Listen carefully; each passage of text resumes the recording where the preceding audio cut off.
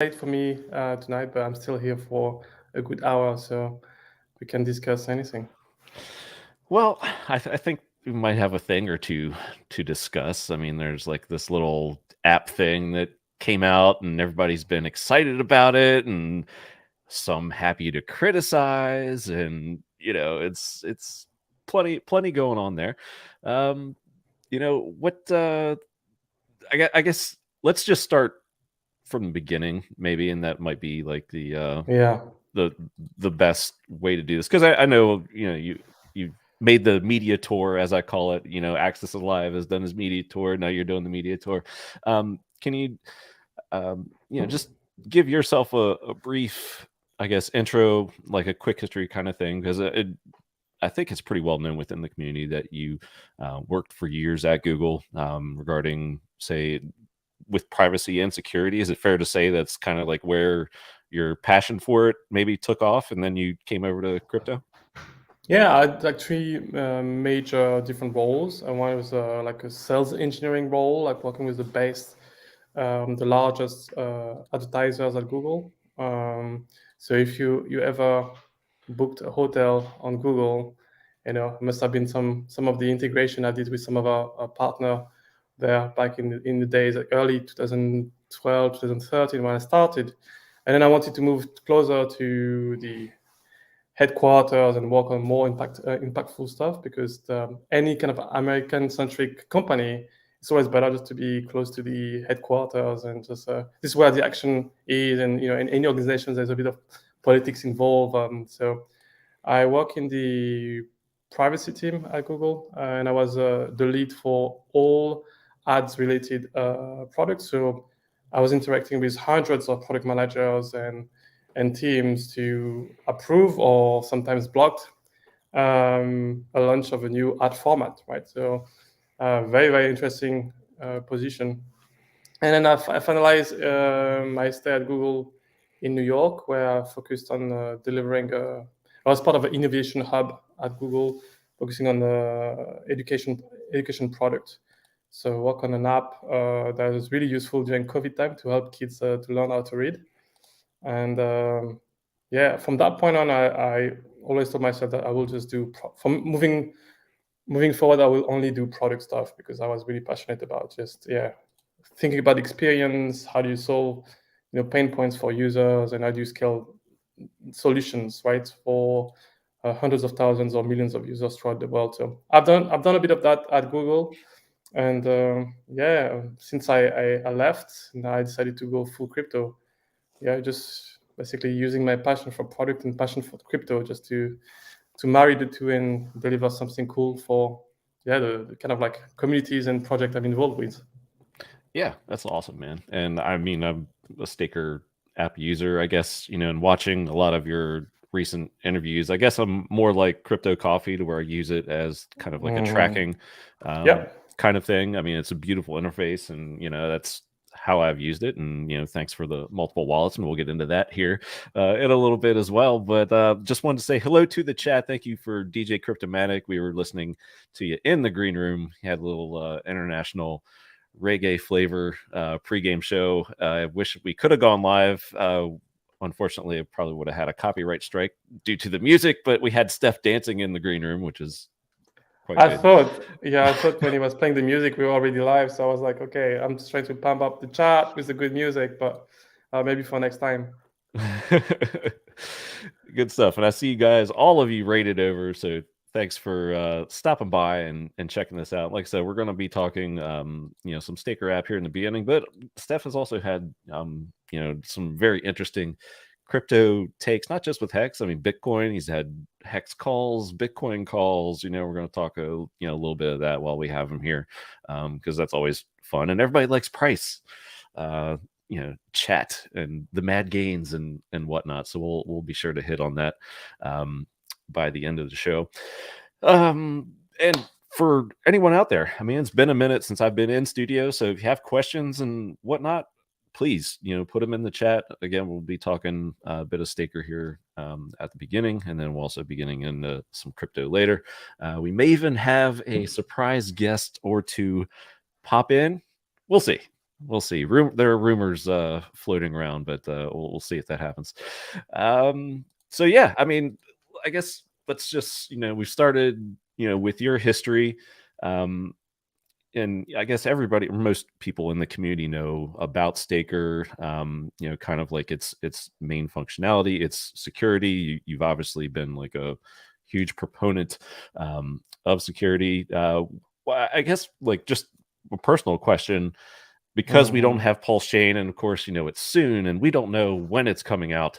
Why did you choose this moment when we don't have a Pulse Chain yet for V2? Was it just to get a lot of kinks out before we get there, or was it just kind of another reason? Yeah, I mean, the way Staker Up started, it was mostly kind of a community, project, a proof of concept initially done by me, my co-founder, Fireburn, also known as Sam, and Shout out we did Firebone. not, yeah, we did not know that it would just take off and become, one of probably the largest application used to visualize your hex portfolio. Yeah, right now we have more than 120,000 installed in the app, and we're averaging around like anywhere between 50 and 60,000 monthly active users. So most Was people that in both versions, or just talking V1, yeah. Oh, okay. So, and we never done any specific marketing. I mean, we're not bidding for advertisement. We have a referral program, but it's fairly minimal, right? It's a bit of a value that people that come in to invest, that gets basically redistributed to people that are onboarding others, and so it's a little carrots, but yeah, we didn't want us to screw the new people just by paying the one that are already in the games, right? So Right. it's really hard incentive to put together. Yeah. And so yeah, that was kind of the start. And yeah, we started with a tracker, and then we added the wallet functionality to it. We decided just to a really quick realization was that many people would just be locked in for 15 years. So we wanted to give them a tool that would let them improve and upgrade their security over time. And we felt that using one of the most secure smart contracts at that time, it was 2021, that Vitalik himself is using in multisig would be kind of the right home for people to stake, right, for a decade to come. And I think we did the right bet, because since then the Gnosis Safe ecosystem just has been flourishing. It's now multi-chain with more and more growth than ever. So yeah, I think that's the story. We're starting with a tracker, then a smart wallet feature on top of that, and now we're just expanding, right? We started with something really driven, focused on the Hex ecosystem, and now we want to go above and beyond, because this is where the growth happens, is where the people are not already in, right? So if we only provide features and advanced features for people in the ecosystem and the token of the ecosystem, we're going to be limiting our ability just to bring more people in. Yeah, and there's a balance there, I think, too. And obviously, you know about this because you have a loyal customer base, if you want to call it that, and you're also trying to expand the realm and bring adoption in, and that best happens, in my opinion, by getting new users, perhaps into an app like Staker that may not be familiar with the hex, and then there are some trade-offs there to where it's like, okay, well, people who have used the app for a while are like, hey, I don't know how I feel about this yet, and then you'll get pushback about that, and then you also have people like me, or maybe a coffee as well, it'd be like, I understand what you're doing here, and I can see the reasonings behind some of these different things. We'll get into that. Well, I think the best analogy to give, because there's enough example to the market to tell people that this is the right strategy to take, is imagine Coinbase when they started in 2013. They were only listing the Bitcoin as a way just to unwrap people to crypto. And then they expanded to more token, more tickers. And even them, they have been very conservative, right? X is not listed there. So yeah, they've done more than most people complaining. They've been doing more for adoption than most people in the space. Something like Binance, you can criticize them all we want because they're a very large casino online. but the net contribution is still maybe worth recognizing. So yeah, there's enough example of in the market of people building tools that are not focused on just one specific token, and by expanding, they give more choices and offering for users and people that are a bit curious. They will try to dab into different things, right? So from our point of view, it's like, hey, if people invested in Hex really truly believe that this is the best investment vehicle of the century, well, you should be glad that we're putting side by side a lot of different staking protocols, because users from different community coming in and saying, well, this is the adoption, this is the growth, this is the APY, this is the engagement, and we all compare them side by side and data is visible on chain. Well, if you truly believe in your product, you should have no worry at all. But the ability to convert up from whatever competitor that is like less performant. And yeah, as we kind of go here in order, we're kind of going through V1 and then we're getting to V2 and answering some of these questions. And I saw a good comment about Value Brand. I'll pull up here in a second once more. And this, I bring this up because I actually reached out to you on behalf of someone, and I know you've received tons of these requests and or questions. So I'll just ask it here because I know probably people who may not have seen some of these other media tour stops that you've done. When someone updates their staker app, will they need to re-enter their seed phrase, or are they totally screwed, wrecked, whatever you want to call it? Or is there hope? The question is, if someone lost their seed phrase, can they recover it? Is that the question? Pretty much, yes. Yeah. I guess when people, before they even update, there's a concern, and they're like, "Oh crap, I don't have my seed phrase," like you said there, and it's just like, should I update? And then it's like, well, if I just hold on to version 1, maybe I'll be okay. But I know you've had to deal with this. Yeah. So I've mentioned it a couple of times, and I keep, it's maybe a third or at least a good 20% of my tweets are related to security. I must be one in the community that I speak the most about it, because I see it on the front line. People coming to us saying, "Hey, my seed phrase was written on paper, and then my dog came out and licked the paper, and now you don't even know the stories we're reading. You don't even know the kind of. Oh, is that actually like a real one? Yeah. All right. I just thought you just made that up. You should probably tell like a top 3. Could you have like, since somebody's anonymous, do you have like a really good one? No, I don't want you to be too specific, but the worst things, the things that like really pains me is like when people, in many cases, people have like a few amount of money, they're just trying the smart wallet, and it's not really significant for their future. But we have rare cases where people had a flood, right, or got broken in, or they lost their mobile and they didn't have any backup. And in this kind of situation, we tell them, well, our promises is that we have no knowledge and we will never have any knowledge of your seed phrase. So the best we can do, a bit like MetaMask does, is your seed phrase is encrypted on the device on the secure location. We can only help you with recovery, right? It's not as easy as MetaMask to display your seed phrase, right? You cannot be independent there. And this is for additional security reason. So if someone were to steal, for example, your device, they would not, or doing something like while you're asleep with it, they would not be able just to either transact or see your seed phrase, right? So we are being a bit more cautious on that front. So the best things I can say to the person that asked the question is to come to us. In most cases, you may not need to have to re-enter your seed phrase, but it depends. It depends on device. It depends on your account.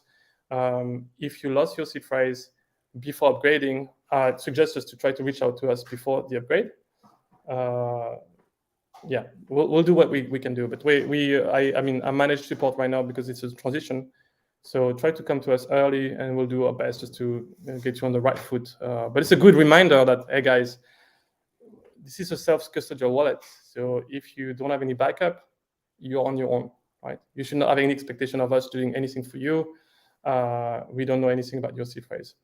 Where we want to go this year is to say, well, this is not a good enough answer. People that are thinking, okay, you need to have 3 copies of your seed phrase on different wallets and this, distributed throughout the country. This is not the answer. This is not how you adapt, have more people coming into crypto. This is how your bags get pumped. So you should have a very practical approach that doesn't compromise on the self-sovereign aspect of crypto, but gives you options to recover a bit more easy. So I mentioned it a couple of streams this week, but there's 2 big security upgrades that we're gonna be doing next couple of months. So we're targeting before the summer.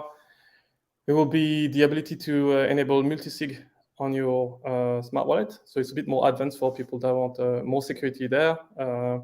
And then a backup, so a cloud-based backup with double encryption. So basically, you come up with your own password, a bit like in MetaMask, that creates the first layer of encryption on top of your seed phrase, and then we have a unique key generated on our side for each user.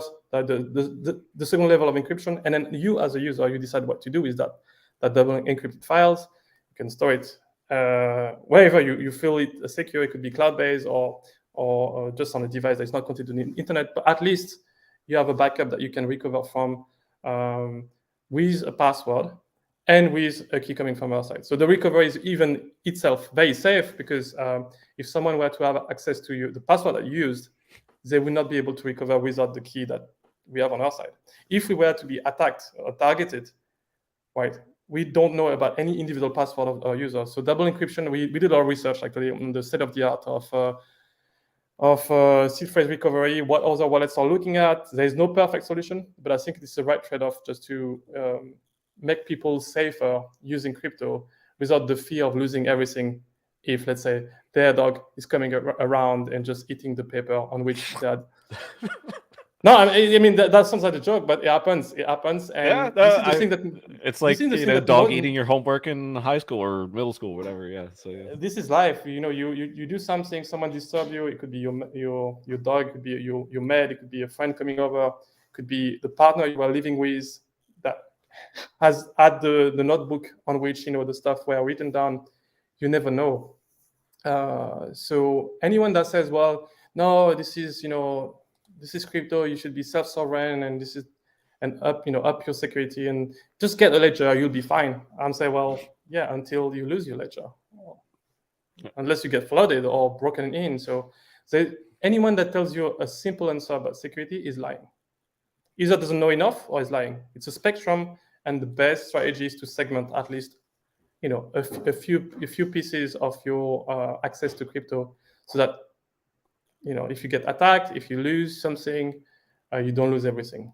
And the biggest threat is not outside, it's yourself. Dap Firmo asks, we were talking about upgrading. Need a video on how to go from V1 to V2, what the rest of the stuff in there is. Almost all of my referrals that had their staker upgraded automatically on Android don't know what to do. So is there possibly a video coming to the staker channel?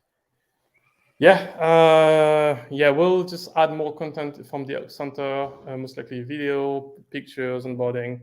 You asked the question, and I kind of like dodge around it, why the release of Staker was now, and it's mostly motivated. We had a bunch of features that we wanted to add, namely the security features, namely localization or a web version of it.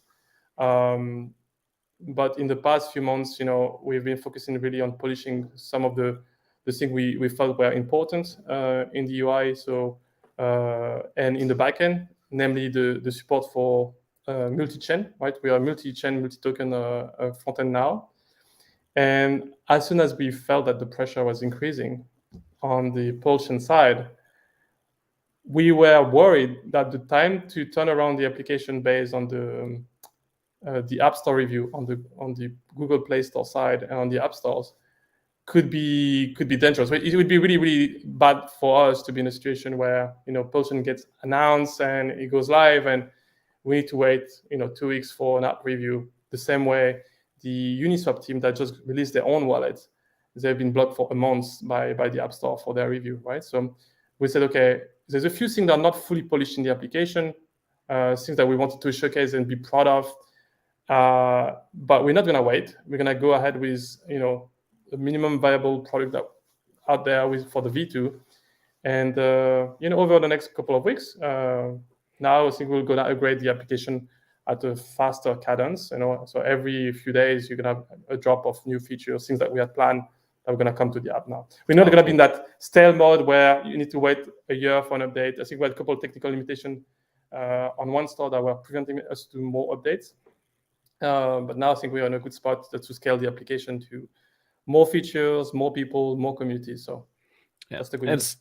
It's more than just you, and you have what, half a dozen or at least 5 people. It's a team that is working on this, and it takes a lot of work to do something like this.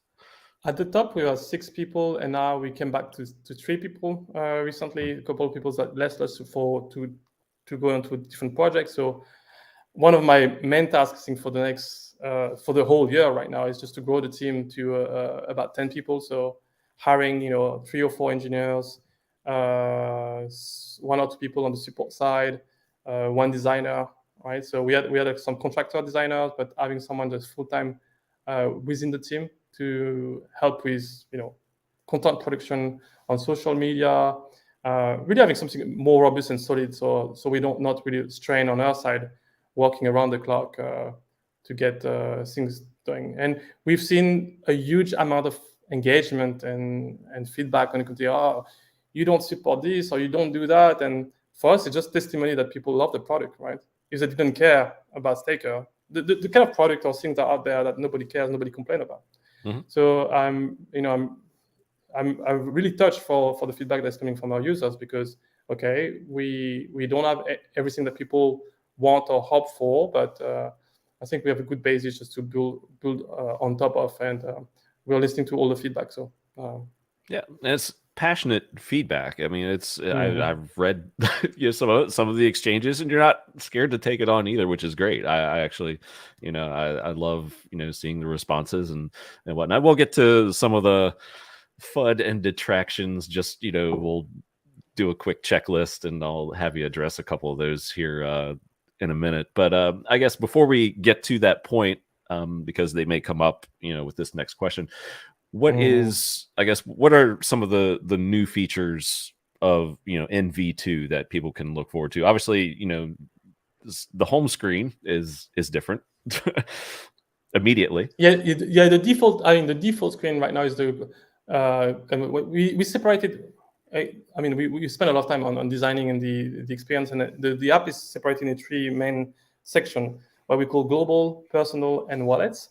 The global stuff is anything that basically has nothing to do directly with you, but it could be someone trading, someone staking, the main stats on the X protocol, the feed, the prices, and the key changes there is that we are not only supporting the price of X, but right now, I think in our token listing is 100 tokens, 100 top tokens ranked based on their quarterly volume, on-chain volume, and it's mostly Uniswap V3, but we're going to extend that to most DEXs to make sure that we have broad coverage, even long-tail exchanges, and it's more representative of the activity. But because the Uniswap V3 is really represent most of the volume, we started with that. So that's for the global ones. Like, hey, now you open the app and you see a bunch of tokens. We could change the default when you sign in. We could change the default screen to be just your personal screen. We went with a kind of like a most privacy aware approach, where whenever you open the app, you haven't opened it for a long time, you want to show it to someone. The default page is maybe not your own, your own bags. You take one more step just to access that, because we've seen a few cases where people didn't want to share that, and it's always the concern. So do we enable a features where we blot out by default your stuff, and you need to press on it just to reveal them? There's a couple of solutions, but the case is right now you open the app, you're on the global screen, you see a bunch of tokens, and you see the stats of the Hex contract, so the feed and the leaks. So Hex Huddle, he says, "What is there to FUD? It's a wallet app based on Gnosis at like a 90% discount." I'm not talking about the wallet. Essentially, I'm talking about the actual app and experience that I've seen comments on. Let's get into some of these, and I'll have Steph address some of them. So the first one you just talked about, the different coins on the homepage. More tokens. And a lot of people are just taken aback because Triggered. obviously your main user base to start is Hexkins. I think I get it. Like, if you want adoption, you have to be more inclusive for more people using the app. And if they use an app that is, excellently secured and have a great experience, chances are they're going to see a lot of the coins that people hold, like a Hex, that the original people, the original adopters, are already holding and using. And they're ranked by volume. Is that correct? It's not. Yeah. Again, we're using Uniswap V3 aggregated volume for the past 3 months, and based on that, we rank them. We exclude also, important note, we exclude stable coins. So I think we believe we have like one of the most intelligent token ranking listing, I think, in the world, because most people, you go on Uniswap right now, you would see stable coins, and I mean, we all know that stable coins should be around $1, right? What's the point of listing right them? So yeah, we just coined the term QV ranking for quarterly volume ranking, because it's really hard to spoof, especially when you need to pay fees for transacting. And if someone were just faking volume, that would create arbitrage opportunity for anyone else. So it's really, over 3 months, it's really hard to fake volume, right? Ancient volume. We've still seen like 1 or 2 cases where there's potential for gamification. So we're gonna think about how to mitigate that. But the goal is to, like we did for the leagues, is to create a heuristic that we put out there and that lives by itself. Someone can use the same basic kind of open source formula and say, hey, just embrace that QV ranking. Nobody's gonna keep you. And if your token has a lot of activity, engagement, trading, well, you're gonna be bubbling up over time. And the paradox is, we didn't know when we came up with the heuristic that Hex would be listed number 3 on that one, which is kind of ironic, because Hex is supposed to be a staking token, not a traded token. But turns out that if you remove stablecoin, over the past 3 months, it's been, after Bitcoin and Ethereum, has been the most traded token, ERC20 token. Yeah, and I love it that the wrinkle is it's done by volume instead of something like a market cap, because all the other sites essentially are market cap sites, and this is something different to look at, and you're going to see, you'll get a fresh perspective. It might not be one that many people are used to, but I find it, pretty interesting to check out and, kind of learn, as to why, these coins are here. This is the quarterly volume, and this makes sense. And to me, as someone who understands this, it seems to be like a cleaner, more truer, view of things to me. And who knows what kind of numbers you're getting, and of course manipulated data from other sites. So I mean, even Richard himself and a few people say, the market cap, is a vanity matrix. And it's hard just to fake volume again, because that creates arbitrage opportunity. Even in the design of its own token, he made it so that the token supply is so large that Hex could be ranked really high if you just look at the market cap. And some market cap website just say, well, who owns all of that supply, and try to have some sort of like editorial rules for that. For Hex, we need to have a specific judgment, while for other tokens, it's okay for having larger entities to all the tokens. You get outside of that debate if you just look at on-chain data, first of all, and aggregated volume is hard to gamify. All the other websites, they look at daily. You have in the filters, when you look at you can sort by volume. It's often like 24 hours or 7 days. But again, that you have an NFT or a new token launch, of course, you can have a lot of volume over a short period of time. So I think the heuristic that we came up, the formula is great. It's easy to reproduce. It's open source. Like the volume is for everybody just to see, and hopefully more people use this kind of ranking in the future. Got it. All right, next point, and I'm sure you've heard this one before. So we are missing Hedron / Icosa staking. Please add it. Or was there a grand conspiracy because Steph has admitted that he sold Hedron before, and is it that you hate Hedron, or is it just hey, we're taking an overall approach here, and it's like we're not going to hyper focus on the Hex community, which is kind of what I've gathered throughout your tour stops, your media tour stops, and we're focusing on the big picture. And yeah, we could have that in the future, perhaps with one of these updates, that you said are going to be rolling out over the next year or so. Yeah, there's no reason why. There's huge and passionate community of people staking any tokens, could be Hedron or anything else, right? Even things that I personally don't like, which is not the case of Hedron, but there's other tokens I'm even less passionate about. But this is where you put your emotion aside and say, well, this is a business. The goal and the mission is to really broaden adoption of crypto throughout the world. And you cannot just look at your own bags and say, well, yes, and everybody needs to buy the thing I have. Because that's the exact maxi reasoning that the Bitcoiners had. And if you had stick to that same reasoning, you would have never discovered Ethereum or Hex or anything that will be better in the future, because things get better. That's the actual argument of Richard himself. Is like, yeah, this is technology, things get better over time, and you need to adapt. So it seems that some people are not really embracing Richard's core principle,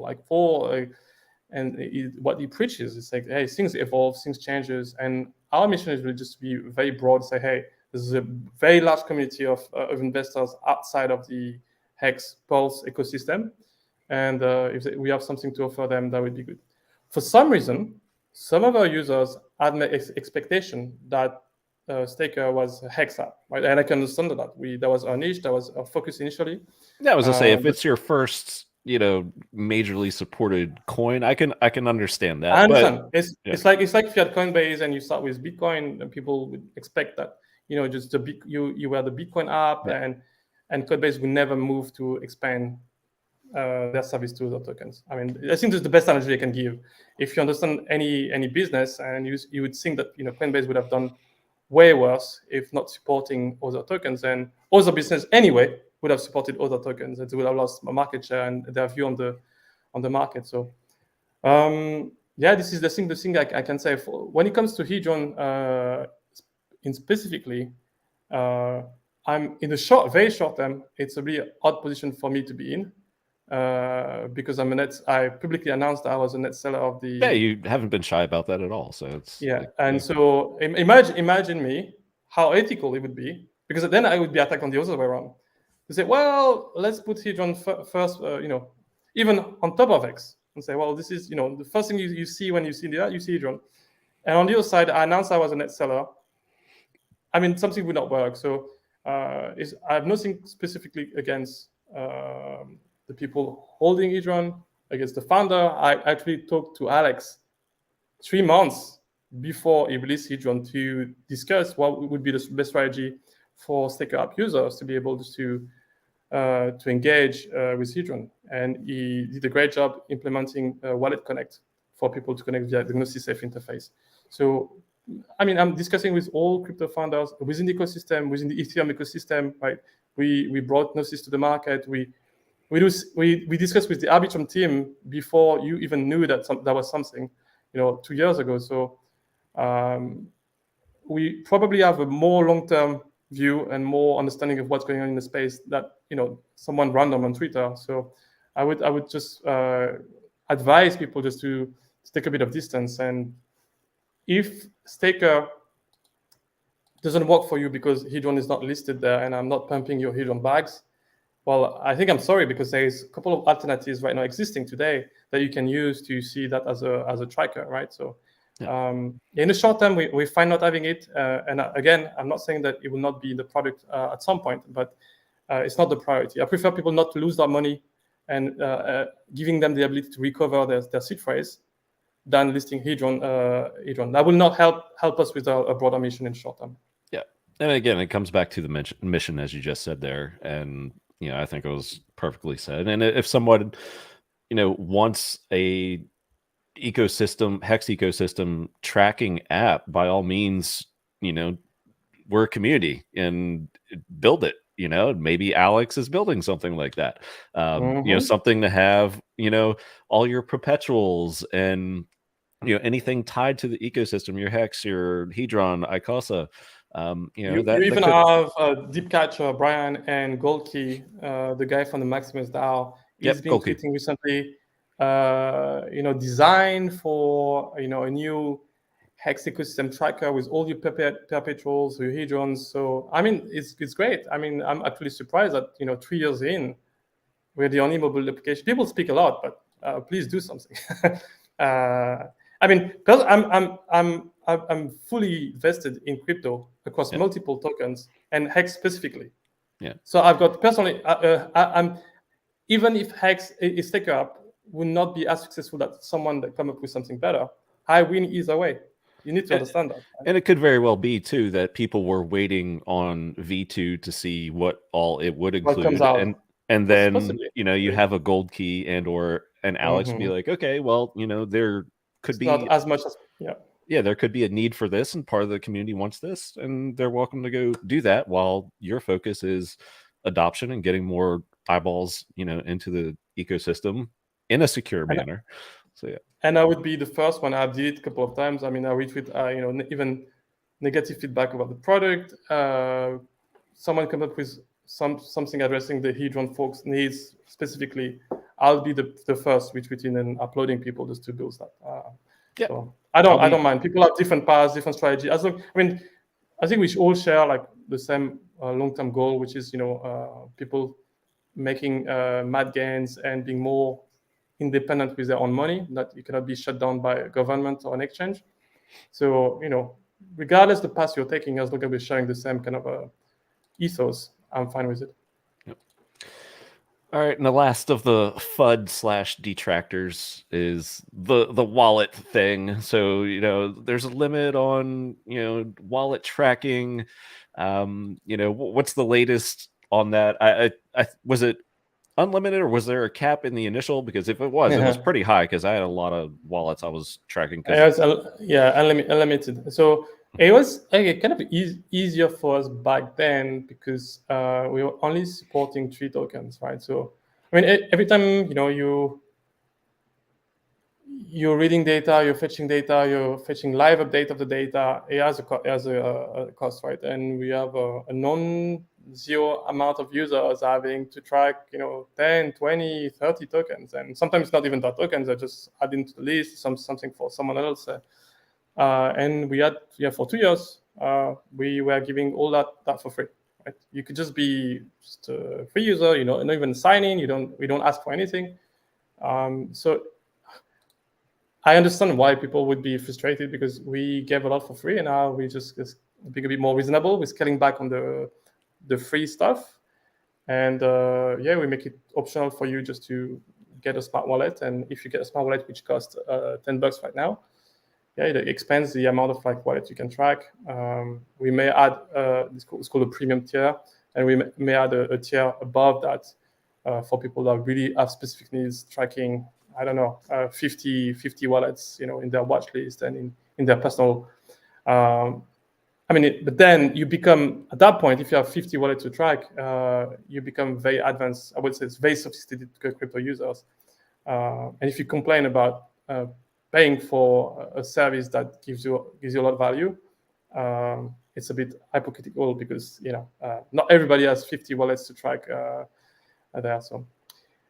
I'm sure there's more competing solution for that.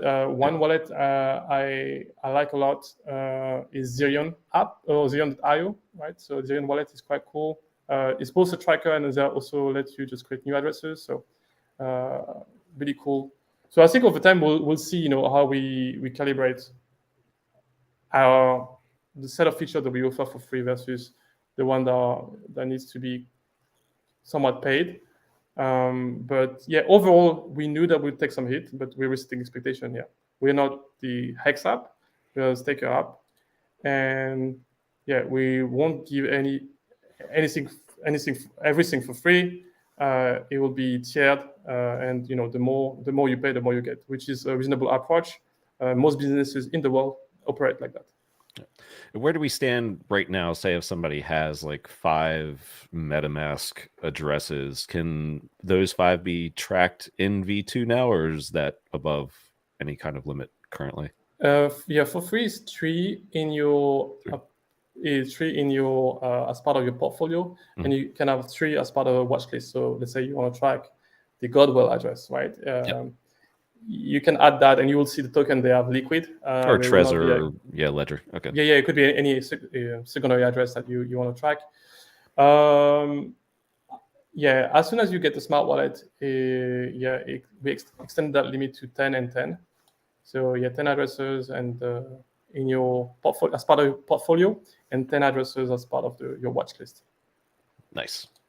And we publicly announced that we just reset the expectations. So these are the current threshold. They are likely to be increased. We're gonna just look at the cost structures and say, hey, what are the needs? What are the adoption? What people want? What are they willing to pay for it? So we're waiting just from the feedback to adjust. I mean, we already absorbed a lot of feedback coming from different viewpoints. We already implemented some feedback, implemented feedback in the application. So we are very aware. We listen to any kind of feedback, and we try to iterate as fast as possible. Nice. Let's see. Another popular question. Hexforce 1, when will iOS version be available? Yeah, so this is as of today, we are pushing we were actually fixing a couple of bugs that we had on the Android side before submitting for review on iOS, because they're a bit more picky over there. And so we had the last team meeting today, and we're gonna push the app for review as of today. So on average, it takes them 24 hours. If for whatever reason their testing teams deem that we need to modify some things, it could be more a few days, right? 3-4 days.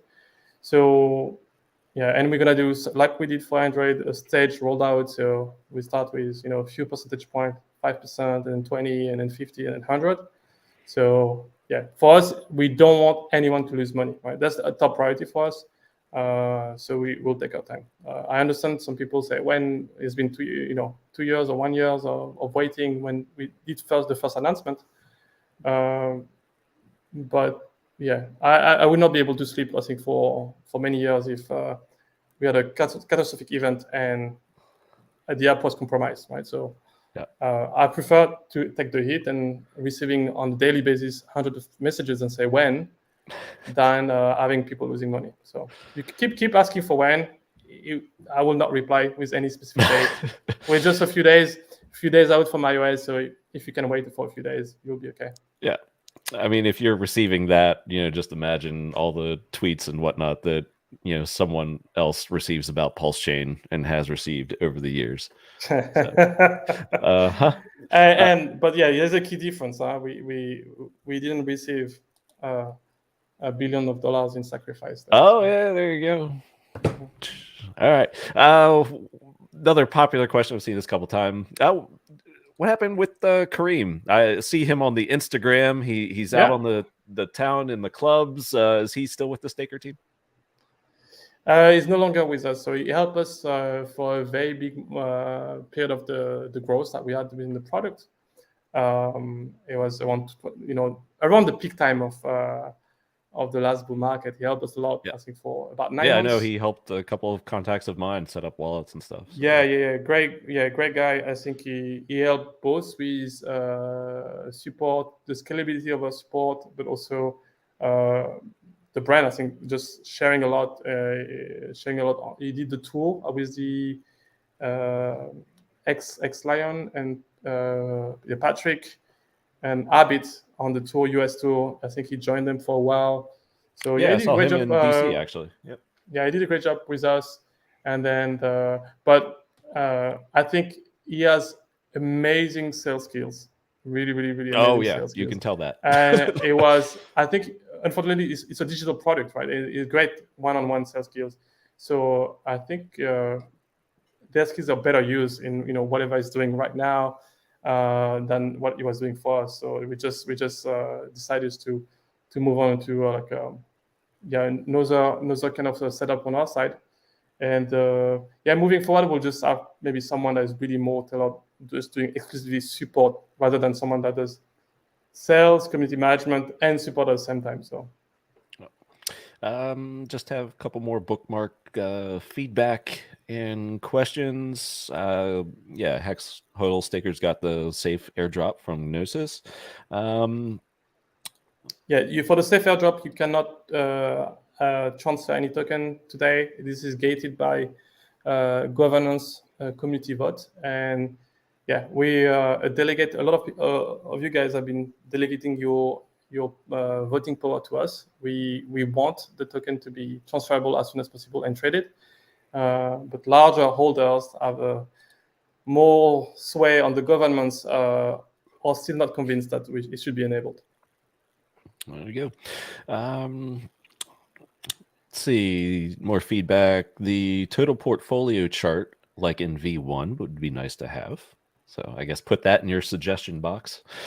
Rick Smits, how is Staker going to get support from outside the community? And you talked about this, but is there any specifics? Is there any marketing? We probably shouldn't have any expectations, but if more people obviously use the app from outside the community, then there would be increased adoption for possibly not only Hex but crypto overall. So are there any ideas or plans that you could share regarding that? For sure. So there's two ways to think about that question.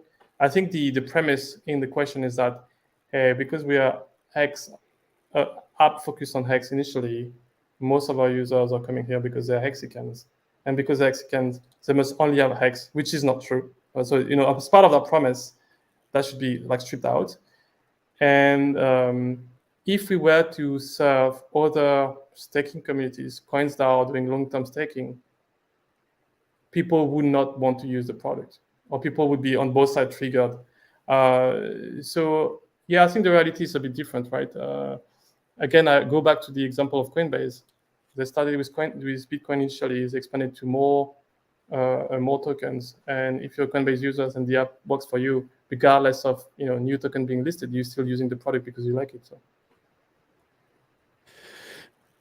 there you go, Rick. And what else? Comment from DJ Cryptomatic. Okay. Yes, I don't know that. Especially Hexagon streamers made a lot of free promo for years for Staker. Therefore, any community concerns should be kind of top priority. I mean, I know what is in the app. I still had Steph on, and I'm going to support the app. And I understand kind of what you're saying over the years, but Mr. DJ, my friend, my pre-game host, but at the same time, it's like apps, technology, concepts evolve, and we're seeing kind of an evolution of this app. Go ahead. And here, DJ Cryptomatic is really smart because he's using, whether he knows about it or not, a very loose way to try to sway the answers. Therefore, any community concern should be kind of community. What is community? Is 5 loud mouths? Is all the ticket support that we receive? What community are we talking about? I see a lot of users. I know a lot of our users that don't even know about this derivative product, right? So it depends what is the question about and what we mean by community. It's not because you have an audience and you have a loud voice and you don't like something about the app that you are the voice of the community. Most of Hexicans are not on Twitter, right?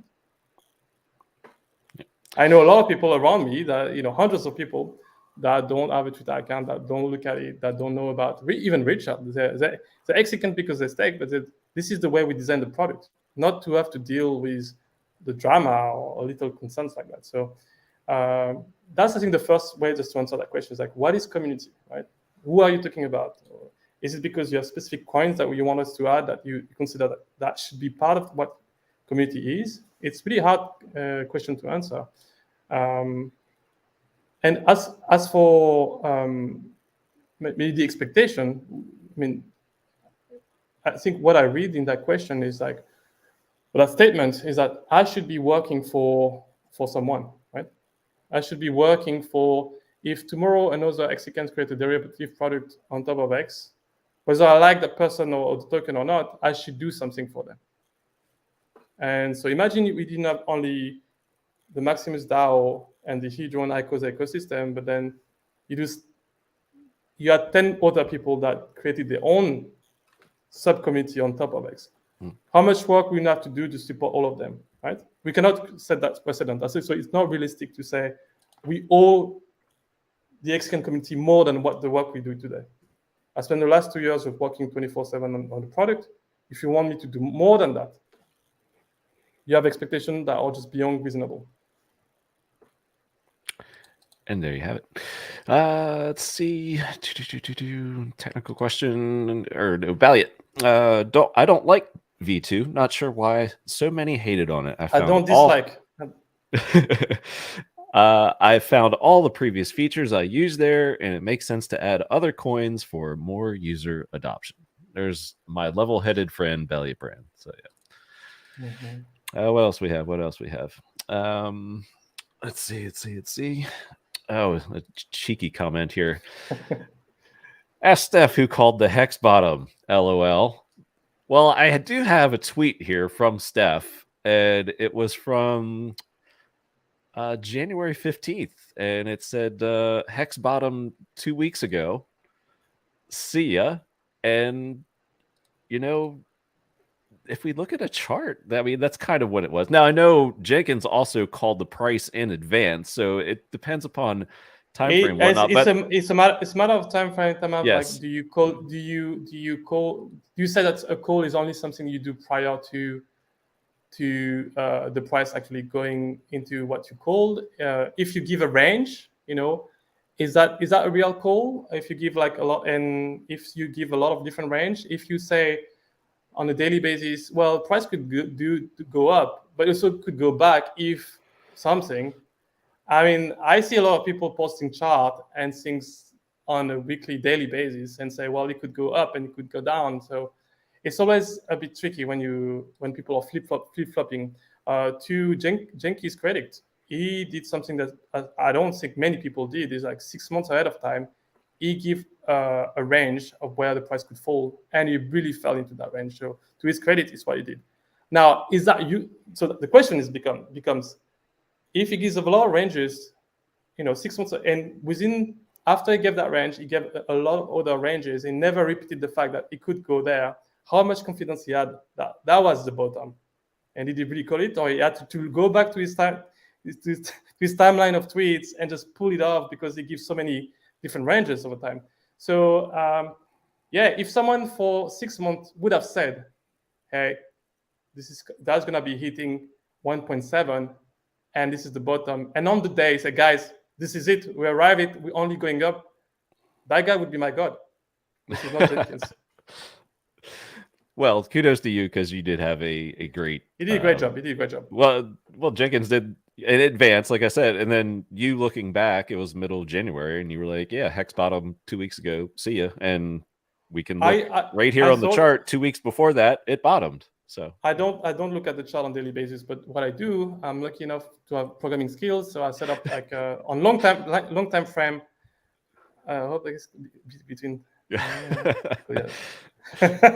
There's your range. Yeah. There you go. Yeah. Hex top will be between 50 cents and $20. Called in advance. You heard it here first. That's Jenkins for those of you listening and not watching. So. No, he knows that I recognize publicly he did a good job, and he liked to give me some slack because I called him out publicly saying, hey, the price will not go below 3 cents, and he did for a little while.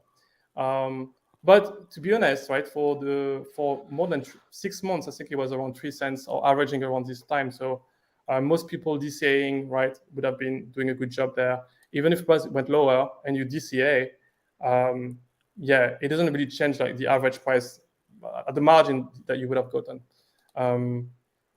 So Yeah, I'm not a big fan of people just trading on like short-term stuff and trying to snipe the bottom, because statistically, only a few people get it, right? So even if you call it, it's like, hey, do you incentivize people And really you to did look at the found an chart? app And called Staker. So yeah. We're more like long-term minded. So, but one thing we can give is like, hey, we're at the bottom of the cycle, or we are the kind of bottom of the cycle, or the height of the cycle is maybe you should de-risk, or this year out or this year in. I think if you know enough about market, at least that's something you should share with people. I did it for Bitcoin at the top of the bull market, and for X, I started having like signals like say, hey, this is the end, and FTX comes out, things get nasty, and after Christmas and New Year's Eve, I knew that that's it. It's gonna be really hard for it to go lower. Now Hex has such a low liquidity that you never know for sure. A larger player with a lot of liquidity X could have dropped the price even below 1 cent. So it's just statistics, right? You just have like high confidence or lower confidence that things can happen. But yeah, Jenkins, good job. Keep doing your 6 months of calls. The more you do them, I think the more you'll grow. And we might actually get Jenkins on here. I know we're approaching an hour here with you, so I don't want to take up too much of your time, but I do have another question or two for you. But Jenkins, man, if you want to, we haven't done a chart session in a while, so if you want to look at some charts, in a little bit, after we wrap with Steph, or Steph, you're welcome to look at charts with us too. Come on by. I need some education from Jenkins, right? So.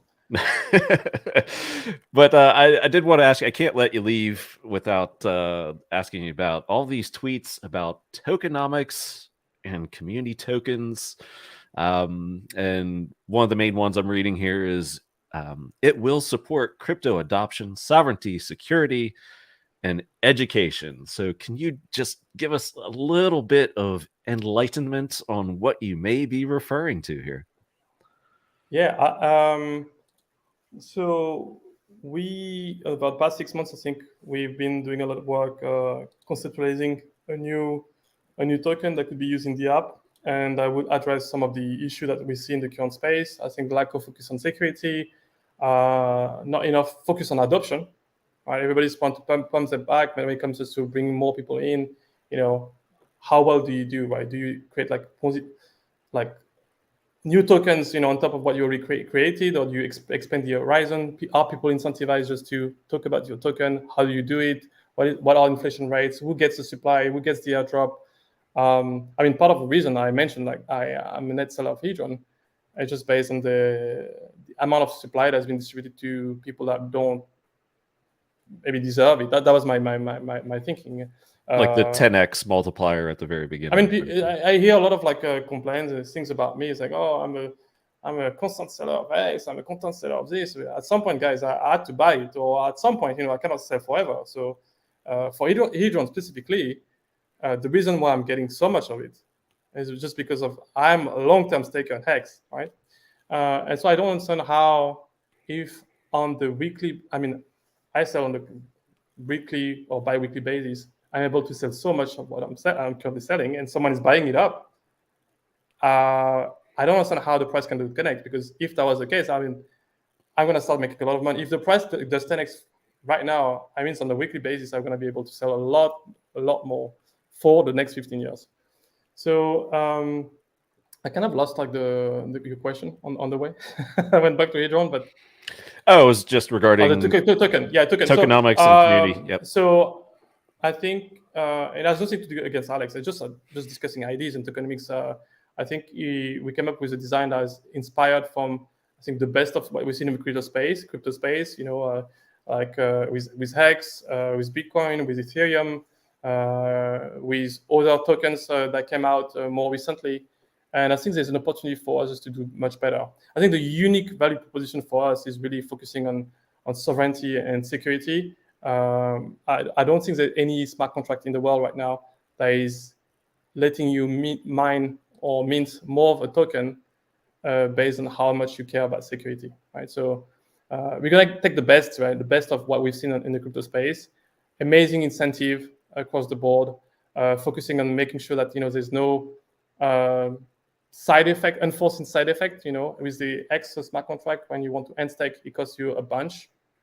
to the point that you may not even able to pay for end staking your token. This is like flawed or bad design, right? So to the point that Richard had just to come up, or at least it's the way you argue, to come up with a new chain to be able to support the product. So yeah, more adoption, more security, more efficiency, and we have, I think, an app with a bit of distribution that can help bootstrapping the ecosystem. So yeah, it's not to spit or to shit on anything. I think, if anything, I think it's a tribute to what we've seen working in the past, but I think we can do better. Yeah. A very serious thought by Bitfinesse here. Would Steph be okay if the community came up with a competitive app called Stinker app to list all the other cryptos, or would this be harm to the Staker app incentive structure? Haha, Bitfinesse. But yeah. No, I mean, it's a great joke. I mean, I told a few times, guys, please come up with better. If it's so easy, why nobody came up with an app? If it's that easy, it's easy to come up with a website, but come up with an app that gets adopted and downloaded in 100,000 times. Please be my guest. DJ Cryptomatic, when is the sacrifice for Stinker app? Yeah. So yeah, like Steph said, if you want it built, find somebody to build it, or we have tons of talented people in this community.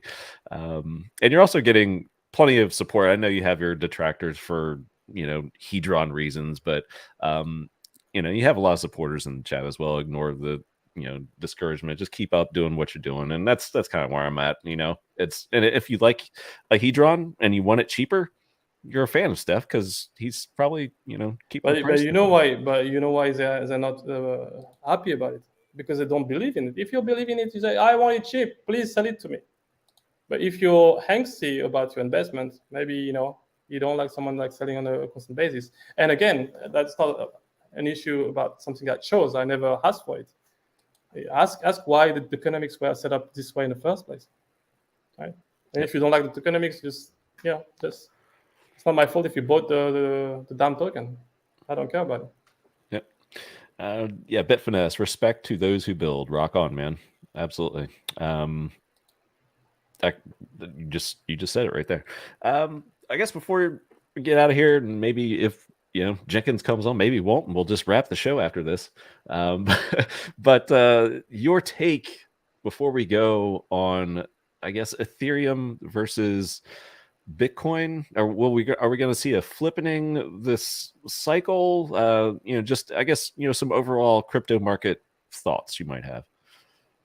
I think for this year, so a little caveat, it really depends on the really. We are subject to macroeconomic decisions. So let's assume the Fed is not doing anything crazy. They stay kind of stable. They don't hike anything up or down. I think we're in for kind of a choppy year, up and down, slightly moving up. And then similar to other cycles, I think the more we get close to the Bitcoin halving, it's like more people can start panicking and say, I need to get my piece of the ecosystem because Bitcoin is becoming rarer and rarer. And I mean, that's what, a year away now? Yeah. So we're gonna, I think, it's gonna be choppy till the end of the year, assuming the macros stay stable. And then a lot of people are gonna lose money because trading. So anyone that is not staked today, you're most likely to be poorer than you would have been if you had been staked. And which is gonna be a shame, because ahead of the next bull market, that could be one of the ultimate bull market. You want to be ready with your position and not to be too emotional. There is still a couple of friction point or headwinds in front of us. Legislation in the US is one, and the real risk of like a macro recession. I hear more and more around me anecdotal data and people in the entrepreneurial ecosystems of people losing jobs, being afraid of further investing. So if we're in a recession for a couple of years, right, that changes the game, because when people are afraid, they don't invest in meme coins, in NFTs, in crazy online tokens. So TBD. I think there's a low percentage chance that this become very serious, but I'm ready to stay on the sideline and holding tight if we are in a backward session for the next 2-3 years. So, and most people I think in the chat are not ready, but yeah. Well, there you have it. Oh, one more prediction. Does Steph have a hex price prediction for this bull? So talk a little bit. I gave one. It's kind of a cheeky one, but in terms of ranges, it kind of makes sense. It's 3.69. Would be kind of a nice target. He will probably overshoot, in my opinion. I think that if we enter a bull market, that will be a very significant one, because that means that all the headwinds that people are afraid about right now, like the US legal risk, goes away, and we're in for a much larger adoption. I think there's more wallet than ever, more blockchain than ever, so more awareness, right? More NFT awareness communities that are being ready just to deploy more energy than we ever seen, I think, in the future. So whether it's on the Bitcoin side, on the Ethereum side, EVM-based kind of like a blockchain like Pulse chains, a lot of new adoption will come this cycle, and I think gains will just be diminishing a lot in following cycles. So it's going to be one of the most important one for everybody involved. Yeah, mine has been like $1.50, but I'm usually known as the conservative price predictor in the community, I guess. So I'll be plenty happy with either one, and a couple cheeky ones in the chat. 420. Yeah, don't forget that. So talking price, I don't know how long we got before Steph. I know it's late where you are, but we got Jenkins here if you want to say hello, Jenkins, to Steph. But yeah, man. Thank you, Steph. Like I said, I don't know how long we got you, but thanks for coming here. I may stick around for a while and then say bye. Educating us, and I don't know if Jenkins is there fully yet, but I see him tweeting about it that he's about to jump in. So maybe he's not. Jenkins, are you there? Yo, can you guys hear me? Yes, we can hear you. What is good, Steph? This is my first time verbally meeting you. Exactly. Nice to meet you. We had a lot of fun on Twitter the past few months. Yeah, we did. Good banter. I definitely enjoy your presence, and I like trolling you, especially when it comes to hex bottoms here. I deserve it. Literally, I deserve it, so I don't mind. So I have to make one thing clear for the record. If you see, okay, of course I'm a chart guy, and I post charts like all the time, and you're gonna be wrong, of course. Like nobody's gonna be right 100% of the time, but I only made one tweet saying the hex bottom, and that was that 1.7 to 2.5. There's no other tweets or calls I made about a hex bottom. So okay, good job. And I will say, Steph definitely gave me credit. It's like I tease him all the time because of it, and I tease him even more now because I don't even know who the guy was. Some guy that said like, "Oh, the hex bottom is in. You've been warned." And hex like this. I mean, Steph was like, "This guy called the bottom." I was like, "Dude, that's a guy that made like a few wrong calls and deleted previous tweets. He finally got one right." And Steph gave him the shout out, and I was like, "Oh, okay, we're going." Oh, so you were jealous, Jenkins. All right, now it's coming out. All right. There's a few. I think there's a few people. I didn't have time just to it's not my. I don't have time to deal with these things. Just do it for fun. But I think you did well ahead of time, more than anyone else. So credits for that. But again, the main issue is that I don't want to focus too much on that because it distracts from the larger mission, which is most retail traders lose money. So no, absolutely, and I'm definitely on the same page. But like me, I'm just literally on Twitter to have fun and just share what I see with charts. So hang on, my puppy has something. Yeah, she's going wild. Hang on, give me 1 second. Dog's gone wild on the Happy Hour show. So. Hey, once again, I would just like to highlight skin. This little. This is where Steph tweeted about it. So just saying, like a couple. I will say, in all honesty, like trolling aside, Steph is one of the more reputable guys when it comes to talking markets, talking prices. He was pretty spot on with his Bitcoin call. He was good with if he talks something regarding price, I will listen to him more than I'll listen to anybody else in the community. I don't listen to many people because I just do my own charting, but Steph is one of those guys. That's why I give him the time of day on Twitter. So there's a there's a respect there for sure, but it's not going to stop me from trolling you. So the respect is shared, right? I think you must have been one of the latest person in more than a year that I've been following on Twitter. So because I don't follow anyone, so hey, the respect I was is shared. Steph's number 2 follower for a while. Yeah. So that was special, but no, I mean, in all honesty, yeah, like the whole price call stuff, it really doesn't matter. Like Steph was saying, like trading doesn't matter. I never advise people to trade. It's just I do charts. So if I nail the call, that's the one that you should expect a chart guy to do. So I had to be loud about it for a little while, but. Well, that in long term, you would rather get in closer to a bottom than a top, and that's what charting's about, really. So it's it exists for a reason. TA exists for a reason, and again, like you just said, Jenkins, I'm not into day trading. I think studies are out there that it's horrible performance. There's like just a small percentage of people can actually do it, and even then, I think there day would come if they hung around long enough, but. It's a loser's game. Yeah. I will say too, like the whole bottom call situation when everybody was kind of trying to call a hex bottom in the bear market. Like I never once advised people to short hex or like stay out of hex. I'm a big DCA guy. I know we all are. I know Steph is. I don't promote trading or shorting or nothing, but I know some of the other cringy hex guys that I won't even name. A few of them blocked me by now.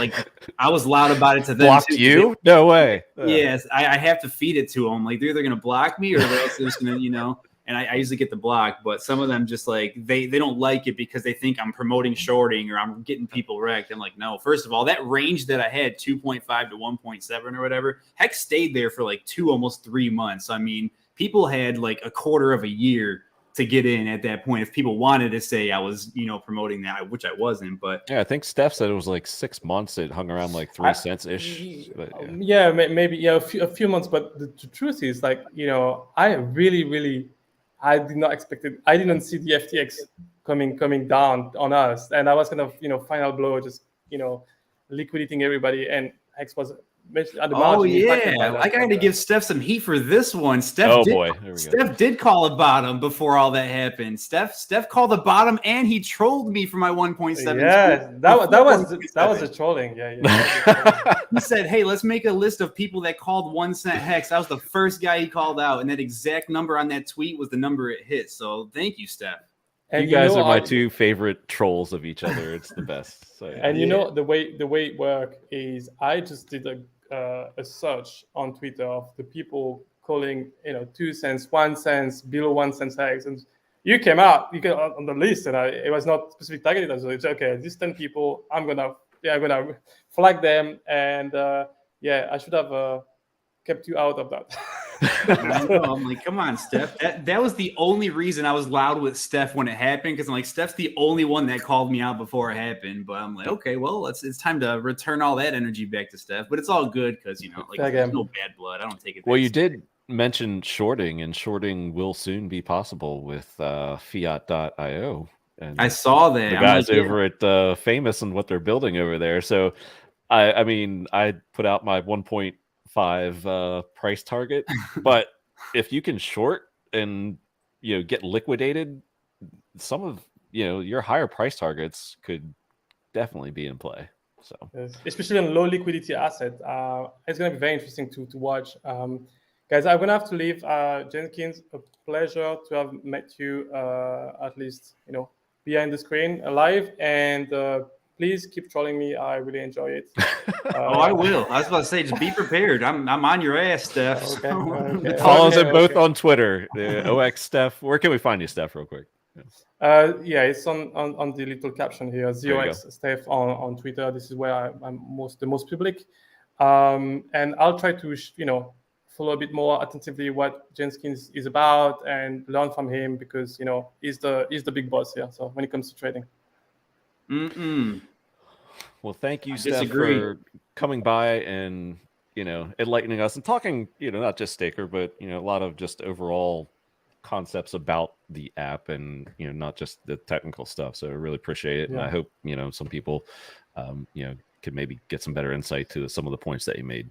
Before Steph goes, I will say I do use Staker. Staker is my go-to app. It's still on my phone. I look at it. I'm a Staker user. Yep. Yeah, so I'm always unbiased about stuff like that. He builds good products and products that are necessary, so that's what matters at the end, right? Like trading. I mean, TA is like a tool for every market person, but like the stuff that Steph is building is more necessary and really convenient for someone like me and everybody else I've ever onboarded. So I appreciate what you've done, Steph. So could we do something?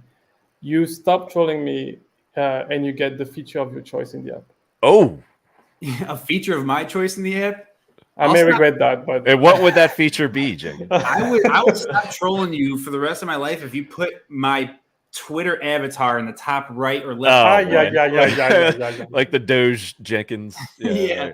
Put me instead of the Hex logo or something. Yeah, just for like a day. Put my Twitter handle somewhere in the app. Yeah. How about a chart from the very beginning of Hex with the Hex price? Does that exist? Now we could do a better job on charting. Right now we're just looking at V-Trade stuff, but just aggregating across V1 and V2 and V1 as well would be helpful. But just jokes apart, when we started with before StakeUp, we had X.Live and StakeUp. We always had in mind just to use the feed in the app just to highlight some of the community members that are streaming or provide great content. Kind of in line with other kind of like staking and trading events. So you just reminded me of that. Maybe we should revisit that. It creates a lot of community engagement and make the app a bit more fun. Yeah. And before you go, just for latecomers here, SJ, I see your question. I had it saved. Missed this already. Date for iOS V2 any day now. Is that what you said, Steph? Like push for review on the App Store today. If they are kind enough with us, it usually takes 24 hours, and then we'll doing a stage rollout, right? 5%, 20%, 50%, 100%. So I'd be very surprised if in the next few days we don't have the full rollout ready for iOS. That being said, if we see any issue, specific the device issue or platform issues on iOS, we'll take the time just to fix them before rolling out the app to a broader audience, right? So security first. Exactly. Awesome. Thanks, Steph. Thank you very much, Cabana. Always a pleasure to be here. So thanks. Thank you. Take care. See you around, Steph. Yo, what is going on, my man? So long time no talk. We try to plan these, and it never works. Yeah, I know, right? I know, like Friday evenings are bad for you, and I think our last couple may have been like Saturday mornings or Sunday weekend mornings, something like that. But it's always like an interesting time lately to where you come on, and I feel like charts are at very interesting points right now, just because like we're coming out of a bear. So I'm always curious to have your latest takes, and even if we could be going sideways for a little bit in some coin or something like that, it's still cool to get your perspectives. So I don't know if you had a few things to pop up and share. I know we usually, and this is kind of like off the cuff, we didn't plan this in advance like our last few, but if you have a few charts handy, man, I mean, we can look at a couple traditional ones and then some crypto and then finish off with some Hex before we go. Yeah, absolutely. Whatever you want. I mean, every stream I do is off the cuff, so this is natural for me. So you tell me. Well, we usually start going by memory with, I think, the S&P, and a lot of these charts will look, I guess, fairly similar, although the Bitcoin, Ethereum, and Hex, of course, look way more exciting. But I always like to look at traditional markets just to start to get like a baseline, because it is an overall market, not just crypto, even though crypto is doing outstanding over the course of this year so far. But and yes, if you have some requests in the chat, I see a DXY one, which I think is a really good one. We'll look at that as well. So put that on your list if you could, Jenkins. DXY. Let's do it. I have a lot of these markups are literally from last stream, which is, I don't know, probably a couple months now. Yeah. So I'll just leave the markups on there and just kind of see what's happening. See what happened with what we were doing. That's the fun part. Let's see. Oh, is my screen sharing? You're good to go, man. Well, SPX, I mean, I have no clue where we left off, but we were basically talking something where maybe touching this top support or resistance level here. I'm going to look where we left off. it kind of has the waves going, but you can see there's definitely weakness here, which is interesting. Well, there's two things. Like the top was a little weaker than expected.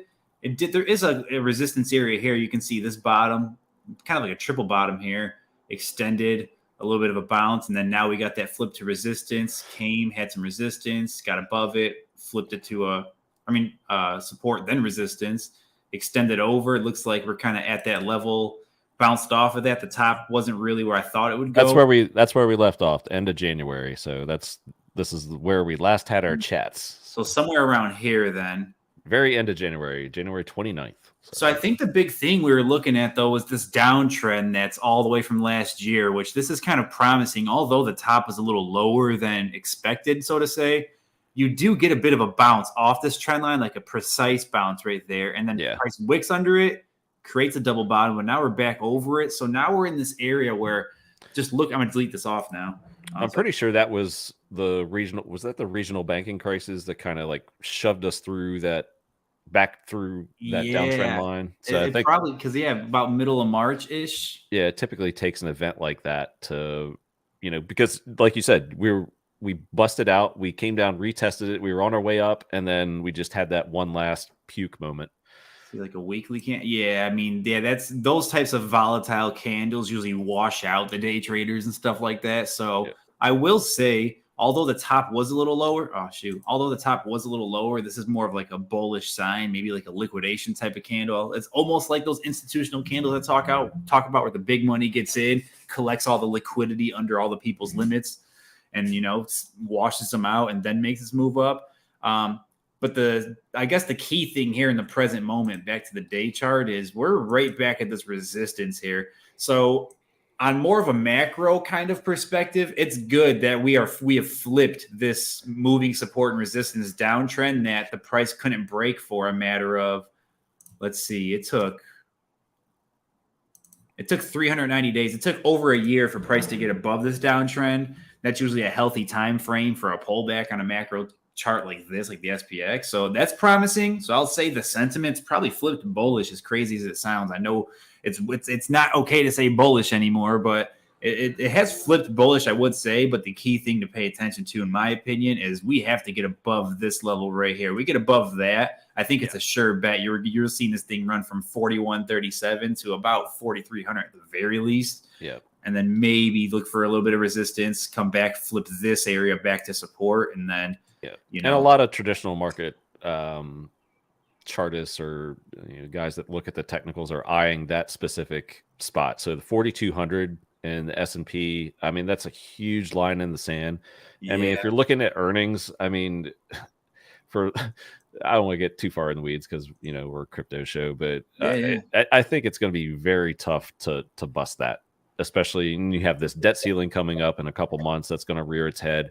But you could get a squeeze and we could flush everybody out up to 4,300, but I think that would be the absolute last thing until maybe a Fed actual pivot. But I can't see that anytime soon. No, absolutely. And I agree with you too. And that's the fun thing about these conventional like charts and markets is what's happening in the world is it's worth paying attention to because like it affects every decision you make. Once you kind of get the experience and you kind of know what you're doing, it's like there's a reason to pay attention to the world outside of just being like, okay, world's going to crap, Yeah, so, tunnel vision on Bitcoin or something. But, yeah, exactly. And all this will, affect Bitcoin, but whoever asks for DXY. Especially the DXY, that is has a huge effect. Yeah. Wow. Okay, so I'll point this out real quick. So the 200 moving average, that's probably the most powerful moving average. Price is actually above that for the first time, holding above that, I would say.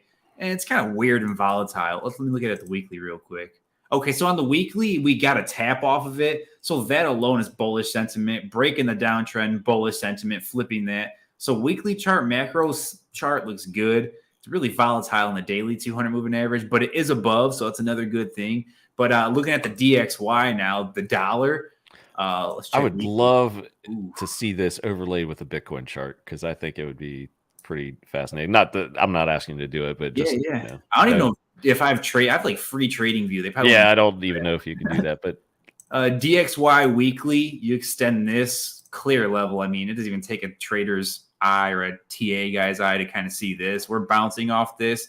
You have the 200 moving average coming. It's probably going to meet around 99, maybe around 100 if it takes, well, that's October 2023. So we're slowly hitting support on a weekly scale, but it's tough with the dollar because, whoops, this chart. I don't think I have the right chart because this doesn't go too far back. But anyways, it's interesting on the daily chart because let me reset this real quick so I don't have to zoom all crazy. So on the daily chart, you see we broke under the 200 moving average, and now it confirmed it as a moving resistance line, and price is on its way down, looking to either double bottom off this massive support level. But I would say a 200 moving average is a stronger indicator of resistance than just one simple, horizontal line, So I would bank on, even if this bounces temporarily, you might get a temporary bounce, but this thing probably does want to go down and at the very least flirt with this 200 moving average on the weekly chart. So it's just so tough to kind of foresee the DXY because who knows what the government's going to do that's going to just mess it all up. It's kind of out of your hands at that point. If this thing does decide to push down a little further, which would be good for everybody that's holding anything, it'll by kind of default push everything up in price, which is good. If it goes down to, I know they're starting to print a lot more down, or they did. I think that was last month. It was, or maybe it was this month. Was it this month or last month? They printed like a few more $1 trillion, and that helped everything out. Mm-hmm. So I think this type of chart is something where it's like first thing you have to pay attention to is what is going on with the Fed, what's going on in the world. Then you kind of look at the chart because you can't just do typical TA on this. Although, because it's literally conflicting. Because you look at a weekly chart, you have massive resistance on the moving average. You have massive support on just a typical structural line. So it's a matter of like, okay, what's Powell going to do? What's he going to say next? Yep. All right. Well, let's look at one more. Everybody's favorite tech stock that acts like a crypto, Tesla. This is one we've looked at plenty of times before, and then we'll get into Bitcoin and Ethereum and Hex and Hedron and any other. I haven't really looked at too many crypto charts in a while too, so this would be good to get you like raw analysis. See if this is the Tesla. We might have an update for the goes down everyday coin as well, so we'll see. Oh, I'm down. Hey, Zen's actually giving me a reason to be interested in it again. I know it actually had a blip, so that's good. Yeah, last time we were for those who are into talking about like we were in it, but there's nothing exciting about it outside of the X1 chain, everything kind of getting your access there. But now you can burn it for like DB Zen, which is kind of cool. But I won't go too hard into shilling. It's one of those things where like money is money at the end of the day. So if it's going to make me money, I'll do it. But I've learned to just not shill things that if I built a community around the Hex ecosystem, I'm just going to keep my shilling at that because Chad Jenkins got some fire back last year when I went meme coin crazy publicly. So I stopped doing that. But Tesla, December. That was that nasty. We had that big drop. So it looks like we had come back to the 200 by the time we streamed last. Yeah, so price was at the 200. The 200 didn't take immediate control, which is good. Yeah. It actually got above. It looks like it. It obviously slowed down this kind of V-shaped recovery. If you really want to get like kind of ghetto with it, you can always draw like an inverse head and shoulder type of. It's not perfect, but you can kind of draw something like that. But it's already kind of it's not a perfect one, but you would hope at least this 200 moving average does hold some form of support here, because if that happens, along with SPX flipping bullish, I know they're not the same thing, but there's a lot of like things are looking good, I would say. So things are looking good at least short term. I'm not saying that we're going to rip to all-time highs across all markets, but like you were saying at the beginning before I started talking, maybe some sideways kind of like 30-degree angle up into the right type of action for a long time. That's good for everybody involved, because if these markets are moving slightly up into the right, the crypto markets probably rip, which they have been. We have a 30K Bitcoin now. Yeah. So.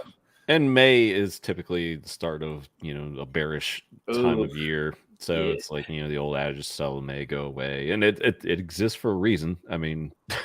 May's a bearish month and April's a pretty bullish month. So we've kind of seen that. And May for Hex is That's a big month because you have a lot of drama coming with Pulse Chain. Man, if we get a Pulse Chain launch in May, well, let's look at the corn first before we get to the good stuff like Hex corn. Hedron. The old corn. We had The the old corn. FTX trough there, I see, in November to. Oh man, I deleted off those lines, but I remember I was DMing you those lines like, man, this is going exactly how we were drawing it. But we had those lines basically drawn out and then hitting this resistance right after the stream. But Bitcoin got above that 200 moving average, literally hit that 25 to a penny almost. Yeah, I mean it was like spot on. Well, I can't remember. Why did the thing drop so hard in March? I don't know if anything macro happened. The banking crisis was right around then, but I'm not sure. Yeah, it was a mid-March thing. I mean, Bitcoin is definitely correlated with the macro stocks. But anyways, I mean, outside of that, this is like a liquidity grab in my opinion, because you're kind of back in this little uptrend. People are setting limit orders in the trend. You break the trend, liquidate everybody down here, grab their money, go right back up. That's a good old-fashioned bait and switch for the big market makers. But either way, I mean, you're back above the 200 moving average. That's always the biggest indicator of at least a pump. Usually it's a bull market in Bitcoin, but at least a pump at the very least. I mean, but yeah, you got that 25K resistance, came down, maintained the 200 moving average, broke above the 25K. As you can see, we ripped right through it, and then kind of created sort of like a bull pennant sort of pattern. I mean, you kind of got a triangle there too. Oh, shoot. Hang on. I just clicked the ad in accident. Yeah, you got like a pennant pattern that's breaking out as we speak. And if we go further back now and we extend out this next resistance line that we have drawn up, just bring it over. We're chilling right here at 30K now. So 30K is a big level. I mean, you can see all this support that it once held. Yep. The reaction of resistance was insanely volatile off that drop. So if Bitcoin gets above 30K here, it looks promising, but this is one of those where I don't know. I mean, the pump out of this breakout isn't too big, so you can see some continuation, but I wouldn't be surprised if it kind of hung out here for a while. But even if Bitcoin does decide to rip back, because we just ended the bear market, usually it's going to stay in like a crab market kind of for a while. So if it like decides to kind of just flatten off, go sideways, it would make sense, like 30 to 28. Yeah. Yeah, like you can give it some sideways action, let that 200 moving average kind of work its way up, maybe get a bounce off of there, something like that. I mean, even if it pulls back now, it's still bullish structure. I wouldn't really be too terribly short on Bitcoin until that moving average shows me something different.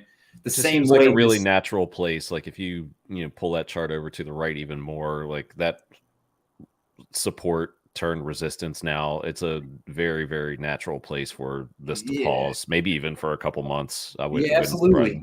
And that's totally fine too, because usually after every bear market ends, just for the people that don't really pay attention to charts, like if we go back to the last bear market, like once you got the bottom, I mean, this was a COVID dip. Honestly, like I know the COVID dip really went down, but really like the normal bottom without a crazy black swan event was really around the 6K mark in late 2019. Yep, I agree with that. Kind of the COVID dip. I mean, you stayed sideways for how long?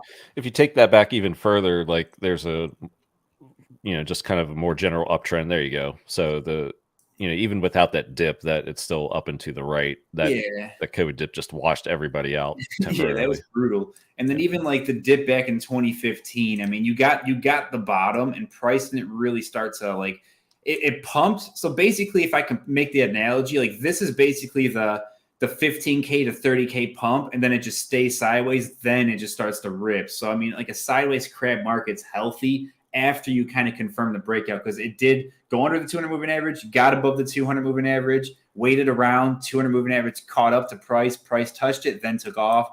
So if something like that does happen, slows down, 200 moving average catches up, you get the tap. I mean, you're looking, and this could take months into 2024. You got the Bitcoin halving. What is that, March or April next year? That's always something to pay attention. It could even rip before that. I mean, the buy the news, sell the rumor, or buy the rumor, sell the news type event, or it could just rip after that. I mean, but either way, the halving events usually kind of depict like a Bitcoin up movement type of thing. So yeah, we're about a year away from that. As we mentioned that earlier in the show. Shout out Ryan Lopez. Thanks, man. Go Hex all the way. Yes, we will be talking about Hex. Paul Sachs Hex beginning to coil again. We'll save the best for last, as we always do here.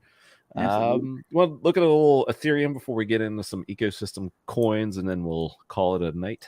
Let's look some Ether.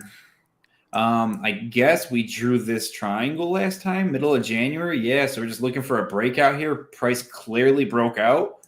Got above the 200 moving average. Again, the same type of volatile liquidation candle we saw in Bitcoin. Violent rip up. That's a clear liquidity grasp right there. So that's a bullish sign. If you see stuff like that, it's kind of like a bear trap type of thing.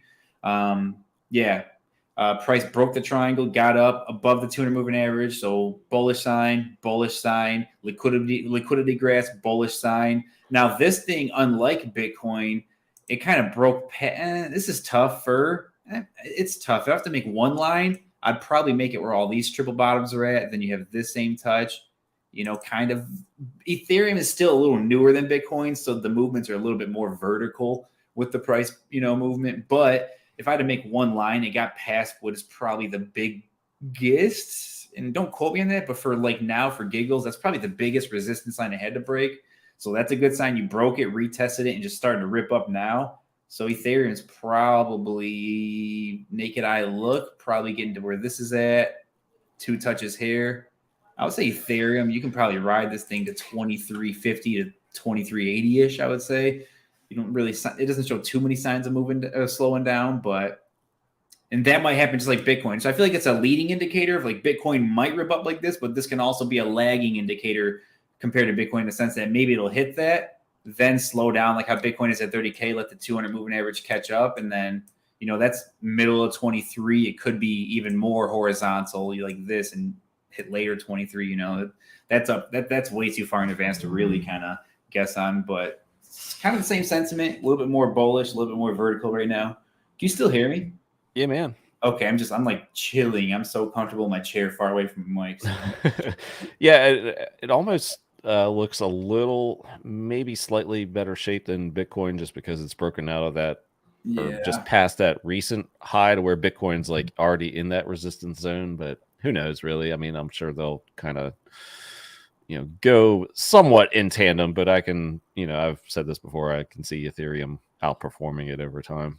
Yeah, absolutely. Yeah, I think the whole thing is the flippening, and somebody on Twitter, B Roots, my man B Roots, he talked about, he had a good point. He said, the flippening for Ethereum is a reality. Eventually it might happen, it looks like it's poised to happen to flip Bitcoin, but if the bull market comes and prices break all-time highs and we don't get the flippening before that, the moment all these influencers on YouTube and Twitter start talking about the Ethereum flippening, you're probably looking at a local top, if not the top. So once you start hearing the flippening everywhere, if we're breaking all-time highs, get ready to secure your positions. Not financial advice.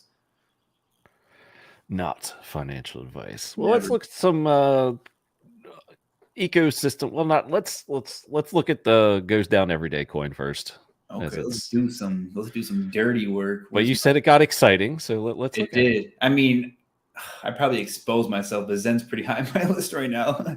I'm leaving it there. It's number 2 on my list. I can't lie. It's been most viewed. See, and there's good reason because it's. I'm not shilling anything. I know I troll Zen. I troll Jack the same way I troll Hex and Richard Hart.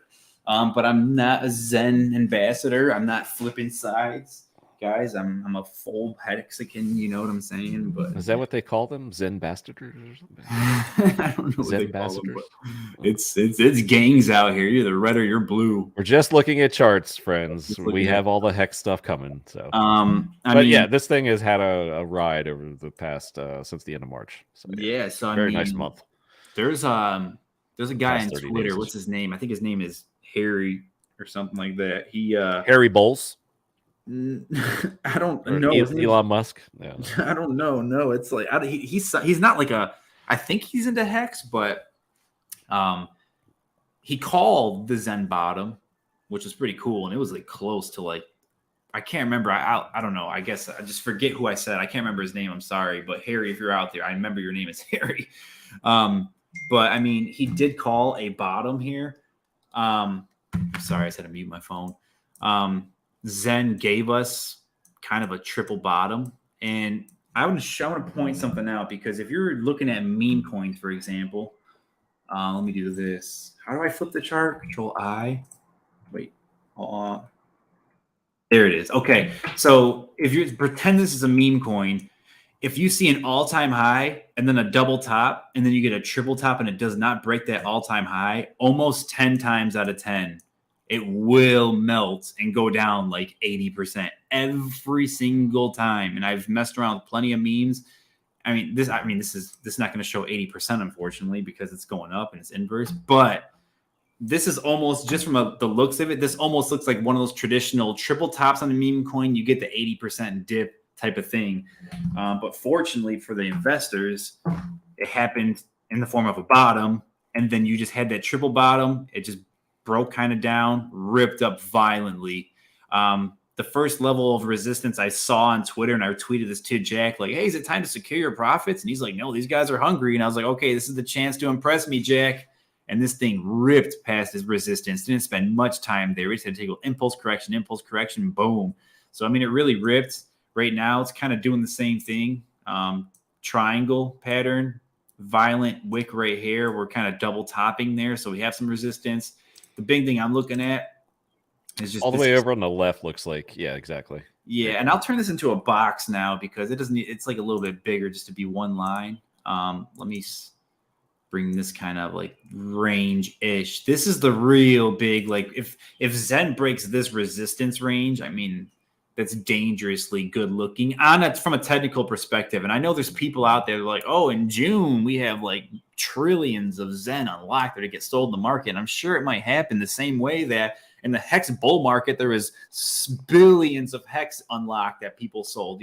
I see the same form of like FUD in the beginning, the same argument that people are making on Zen, like, oh, all these coins are going to hit the market and it's going to sell. And if it does happen, it's going to happen. It's just like, but in the meantime, like the way I see this is like, hey, if I'm in Zen right now and I have liquid coins and I'm riding this wave and everybody's waiting for June for these coins, well, I'm going to enjoy the ride now and then just get far away from it, there.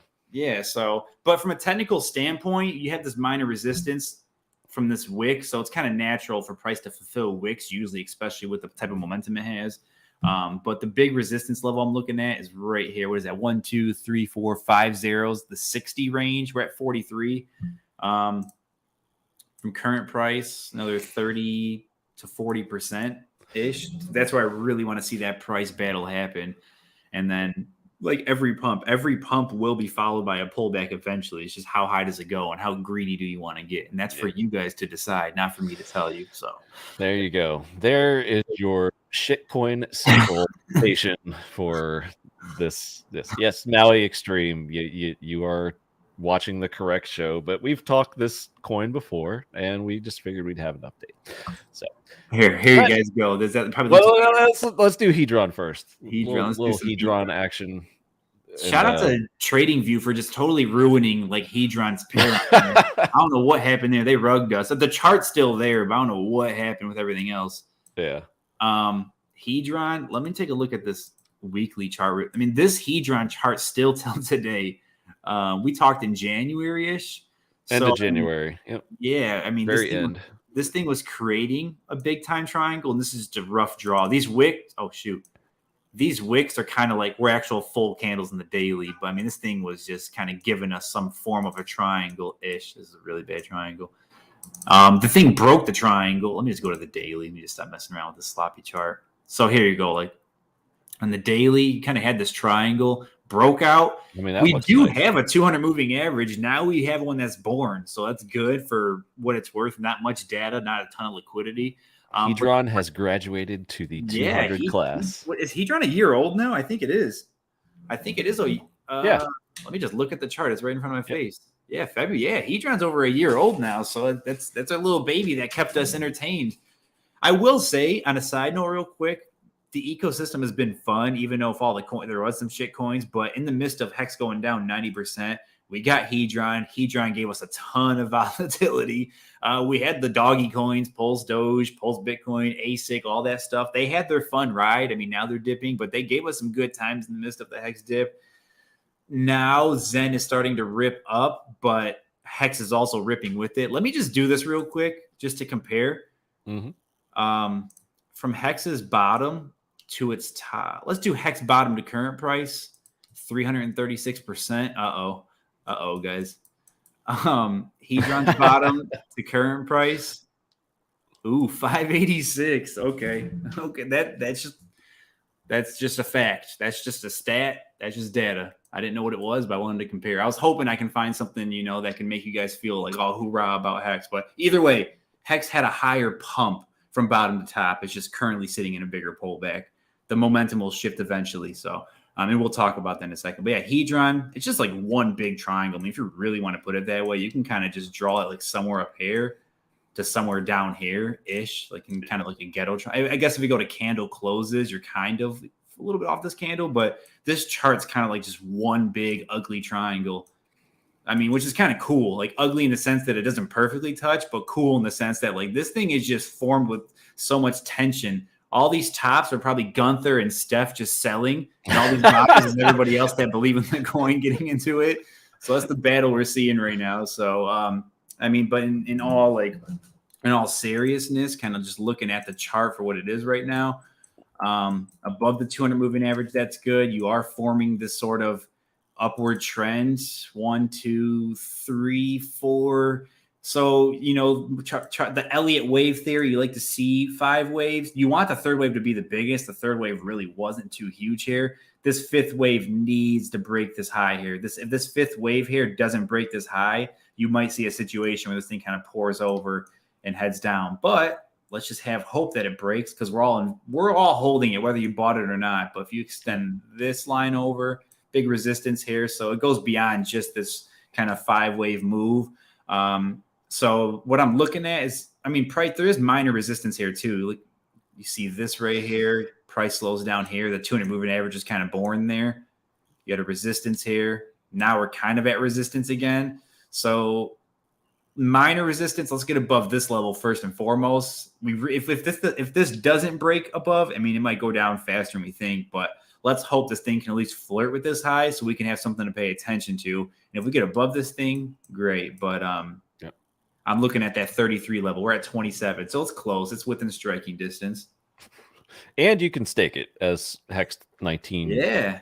Oh yeah. Mentions here, and also Big Pep. Good to see you, man.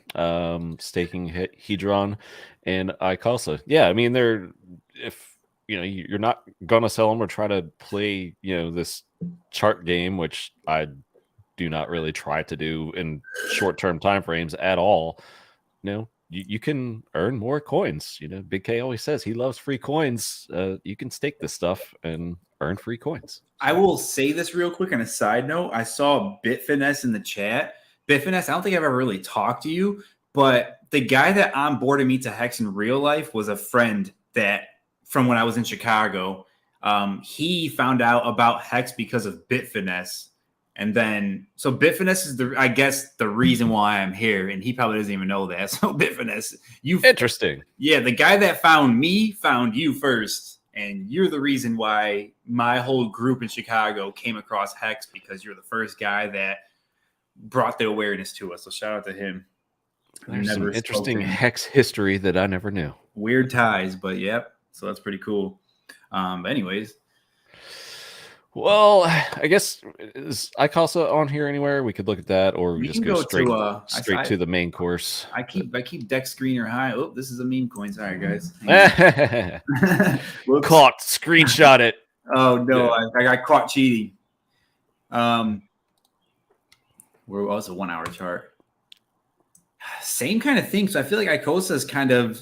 It feels Zenish here. It does, Zenish. But I would say it doesn't have like a price chart like Hedron. But as of late, the same sort of thing, right? It has this little bit of an uptrend. Wave 1, wave 2, wave 3 is actually smaller. So now you're getting this triangular pattern. So this thing's gonna break soon. But I think Icosa and Hedron will both follow the same route.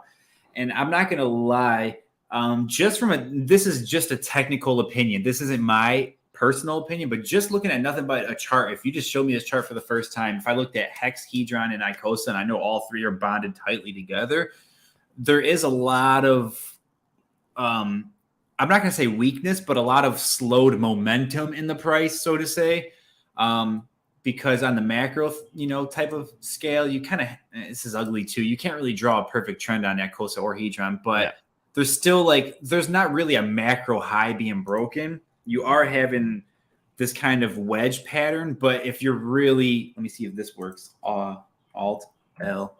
If you flip this, wait, did this flip? Or am I on drugs? Hang on.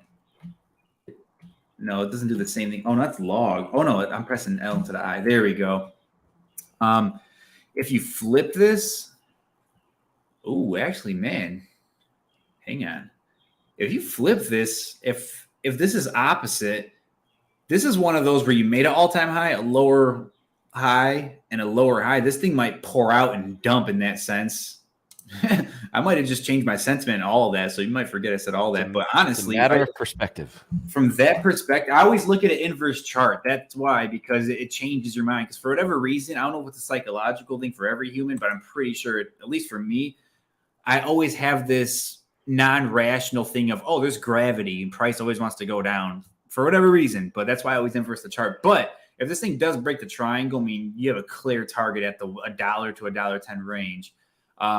But what I was trying to get at is, if this thing doesn't break this kind of macro downtrend, it might pour over and go the other way. But then again, how much further down can it go? It's not like it's going to dump forever. So, and as you said, it follows Hex in a sense, but I do think Icosa could be a big player in the so I years. mean, we really have to cheer for Hex, Hedron, and Icosa right now. So Hex and Hedron specifically, and we'll look at Hex obviously next, but if you get Hedron above that triangle to get to that 33 range, I think it was, you might see Icosa break and start flirting with $1. I mean, that's a little further off, but I mean, so I would say if you're an Icosa bull, just flip your chart, and you're probably looking real bearish on this chart right now. But I mean, just because I'm a TA guy and look at everything from a perspective, you can be like, oh, bull flag, which has been really a bear flag, but it's not a pretty bull flag. So Mudhog kind of echoes what I was saying just a second ago. Massive inflation of Icosa right now. Best time to accumulate. Yeah, that inflation's not going to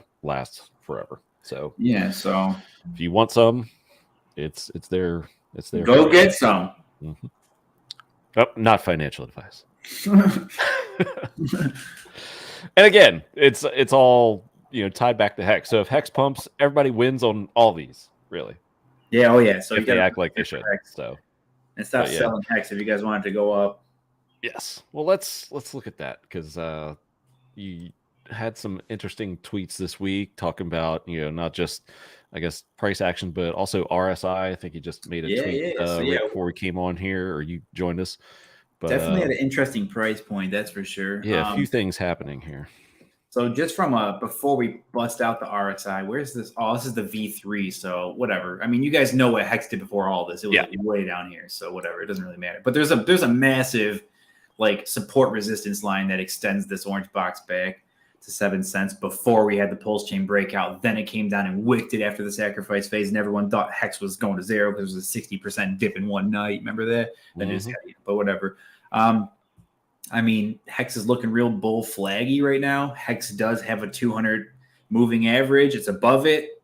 Kind of the same thing. You can start comparing it to Bitcoin a little bit in Ethereum, where if it wants to kind of crab out a little bit, stay sideways, flirt in this range, create a bottom. Perhaps until a pulse chain launch. Perhaps till a pulse chain launch. I mean, a dream scenario, I think I would choose that one. Till we just coil here for a while, as I think Paul might have said earlier. What's good is Hex beginning to coil again. I hope you're right, because even if we're just at the beginning of a coil, let's coil here for another few weeks, and let's get a pulse chain announcement. And the more we stay here, the tighter the rubber band gets, and let's go. Definitely coiling. Let me show you this chart real quick. Let's go. I did a stream, I think the day pulse chain V3 went live. This is where exactly this is price chart from start to finish, or start to current. Excuse me, my God. Hold on 1 second. We have a special guest chiming in live from New York. Let's just break away just for a second. Let's do it. Who we got here? Who lives in New York? Wales only? It looks like Freddie Quotes is in New York. Freddie What's going Quotes. on, man? You're muted. I don't think I've ever talked to Freddie Quotes. Oh no, I did actually on Twitter space. Can't hear you, man. Freddie Quotes. Can you hear me now? We can hear you now. What are you doing in New York, man? So I can't hear a word you're saying. It's loud as shit here. But we caught up with this guy. What's up, everybody?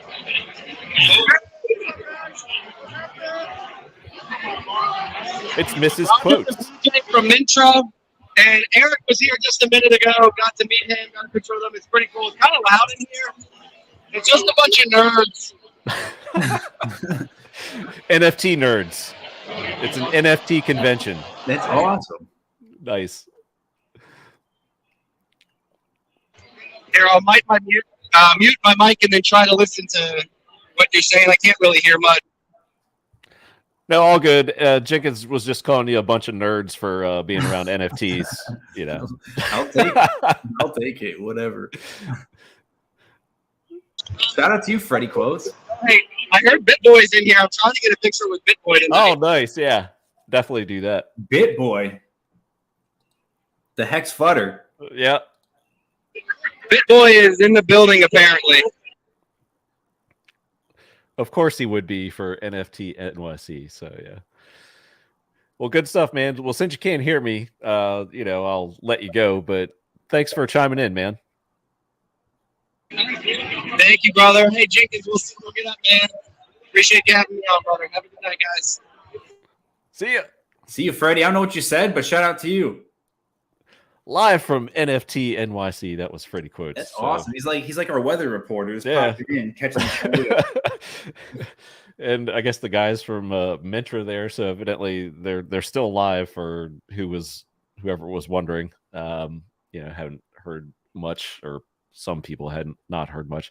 Bitcoin mentioned Hex for a good piece on a live recently and said they'll add it to their portfolio. Correct, Hex Huddle. I did also hear that. But anyway, talking Hex, let's get back to the charts. Okay. So the Hex chart, this is off my last stream. It was the Pulse Chain V3 day. Price was pumping. Obviously, we ripped to 12 cents. I was talking to people about like a natural resistance area. I believe this is the strongest resistance area Hex is encountering. So it's totally natural and normal to see it pull back off this range. We were talking that live. But the thing I wanted to point out is we circled this area. I swear, you go like I think I have a screenshot of my Twitter. Like I had this circled out of the next support level. We wanted to see price kind of pull back and sit in this box here before it actually got here. And I drew this little thing. Like if we can hold support at 7 cents, that's a good sign.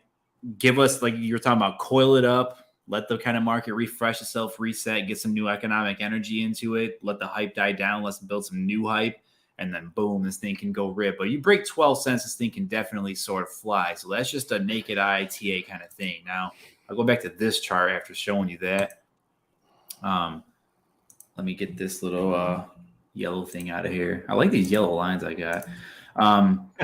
So, yeah, I mean, this little box is kind of the same thing you saw on that other chart. So you have, I would say, if I guess my tweets I've been talking about, I will pull up the RSI, and there's two things that stand out to me. So this purple and yellow moving average, just to keep it simple, just purple, yellow, that's all that people need to know, whatever, anytime they cross, it's usually an indicator of a huge pump, or at least even in a bear market, it gave you pumps. So like on a daily, at least on a daily RSI, like in the midst of the bear market, when price was at 3 cents, it went to 4.8, which is 50 something percent, just over 50, which in a bear market, that's a solid pump, right? When it crossed over here in the midst of the brutal, not mid-May launch, price melted. It went from which May? Oh, yeah, 22, the bad May. Oh yeah, not the 21 May. That was really good to us. Still went from 3 cents to 7 cents. It gave you a 2x. Granted, that was a imbalance basically fill, but still, I mean, this indicator. I'm not an indicator guy, I'm just a price action guy, but that's a good sign. At the bottom of the bear market, when the bottom was actually in. It crossed. It didn't even need to retest it, but it crossed, and then you see it from basically from here all the way to where it touched back underneath. Price went from 1.7 cents all the way to 5 cents, which is like a 3-ish X or so, close to. I mean, those are good numbers. And obviously price is kind of twisted with it. But so the daily RSI, that was just to kind of show history, but the daily RSI doesn't hold as much as the weekly. But what's key now is, we're coiling up, sitting in this massive resistance range. The 200 moving average is slowly creeping up on us. I would like to see this thing touch. So even if this thing broke underneath, I don't see it going below 5.5 cents, because without the moving average, you got clear support resistance flips, tap, tap, moving average right there. So that's the floor is not much further than underneath here for now if it does go under. But what I'm paying attention to in this indicator is if this thing flips again and gives us a retest, it's kind of just flirting and mingling and twisting back and forth on it now. If we get a pump off of here, I mean, you saw a Where can we go? Yeah. So, I mean, let's see. I mean, based on if we 20 cents rings a bell, but yeah, I guess yeah, that's I mean, and that's a good point. And I guess we can look at the liquidity pools too. But last time I checked them, which is like at the V3 launch, there's like the liquidity's thin, basically from 8 to 10 cents, a little bit at 12, and then all the way to 17 to 20. There's a big gap. So if it breaks through 12, and you're comparing this to a bear market pump, you're talking anywhere from 50% to 3x. So just to show people, I mean, if it let's be conservative and go off of 5 cents. If it rips only, I'm okay. I guess 50% is a tiny bump, but if we do 3x off of 5 cents, I mean, you're talking the 15, 16 cent range if it goes that low, which is still not bad. But if we stay coiled in the 7 cent range and you do a 50% move, I mean, I don't like that. I mean, you can't compare a bull market pump to a bear market pump, but the 2 and 3x moves we saw off the 7 cent range. I mean, 2x obviously is about 14 cents. You get a 3x pump, you're right there around the 20 cent range. So that's more natural and expected. So the only thing that would stop that, and this is for good cause, is if Pulse Chain actually launches in May. I'm not so sure the price rips up that high, because I would prefer to see price kind of stay a little low and get parity. So if we stay at 7 cents, like in a perfect world to me, which I don't know if this is realistic or not, if price stays at like 7 cents and you get like 6 to 7 cent hex, 5 to 7 cents, let's say, on both chains fluctuating, you get some parity. That's just as good as 10 cent plus on one chain. That now you can worry about either one pumping. So that's an ideal scenario. But let's just say that's the huge wild card to consider is like this thing's getting copied. So you have to keep that into consideration as to, how that could ultimately affect the actual price, because, this doubles in a sense, but, even if it's, stays exactly where it is, you get double, what it is right this second. Exactly. And also too, there's a lot of X factors here. The big X factor cloud over our head has been Pulse forever now, because on the same sense, say Pulse Chain doesn't come and you just have nothing but EHEX, you would think it has more potential to pump. But now we're flirting with, if this thing rips into May and you don't get Pulse Chain, I think there's a bigger fundamental negative bias because of the lack of Pulse, and just there's some weird thing with May that we have on Pulse now that I just have a feeling if this thing doesn't come by May, it might not look too good. And I would hope in a bearish world it just stays sideways for good. I mean, if it just stays sideways between 5 and 8 cents and we last through May, we survive May with no Pulse and stay between 5 and 8, we're good. But if there's no such thing as like a May negative association with the price, I mean, you can see this thing coil and then just take that rip once, you get a few people back into the market. So that's a daily analysis. I just want to quickly show you the weekly RSI. This is the one that's tasty right there. Let me go to V2 pair real quick.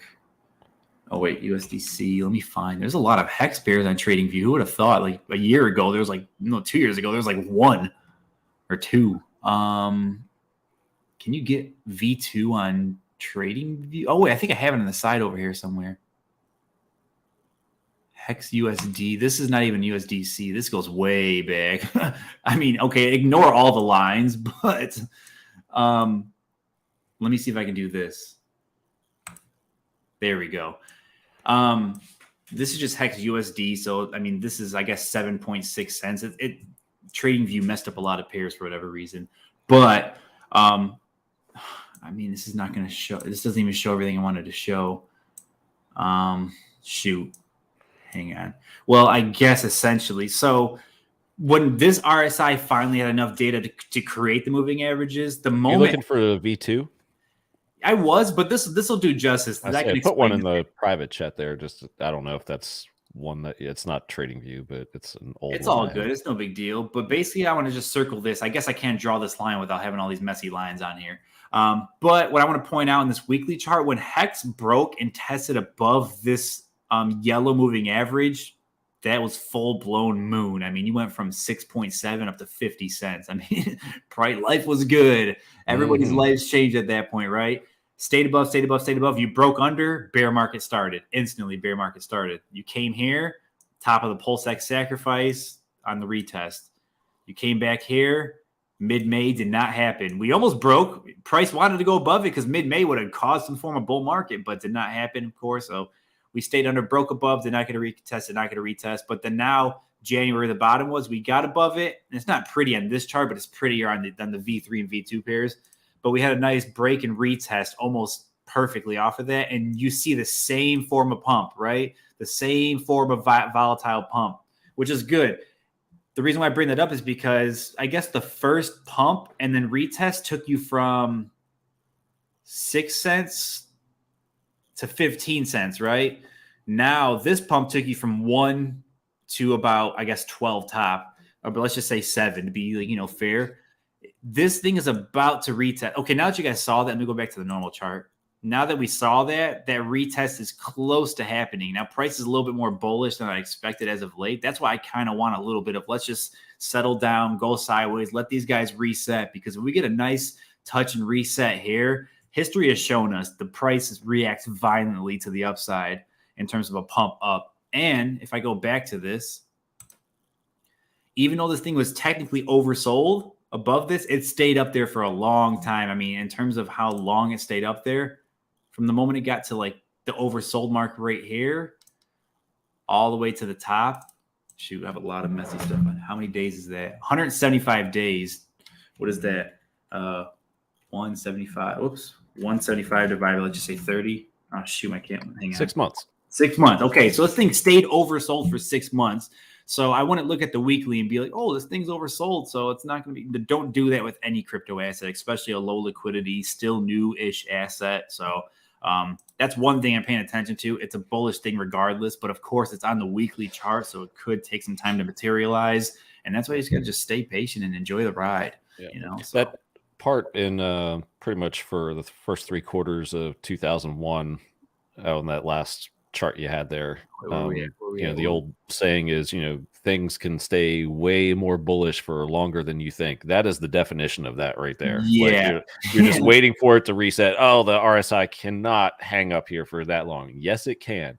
Yes, RSI was sideways for basically 6+ months, sideways, oversold, and you saw price go from 6 cents to 50 cents. So Don't let indicators. That's why I'm not an indicator guy, because they will fool you. But there's certain indicators that just tell you enough data in terms of resetting economic energy and balancing out markets, and this is one of those. So in terms of, and it works on the other side too. Things can stay way lower than what you think too. So yeah, absolutely, because you would imagine in June when you bottomed off, this thing stays sideways for 6 months in the bottom, and price went from 3.7 down to 1.7, and it bounced from 7 to 3 to 2 to 4.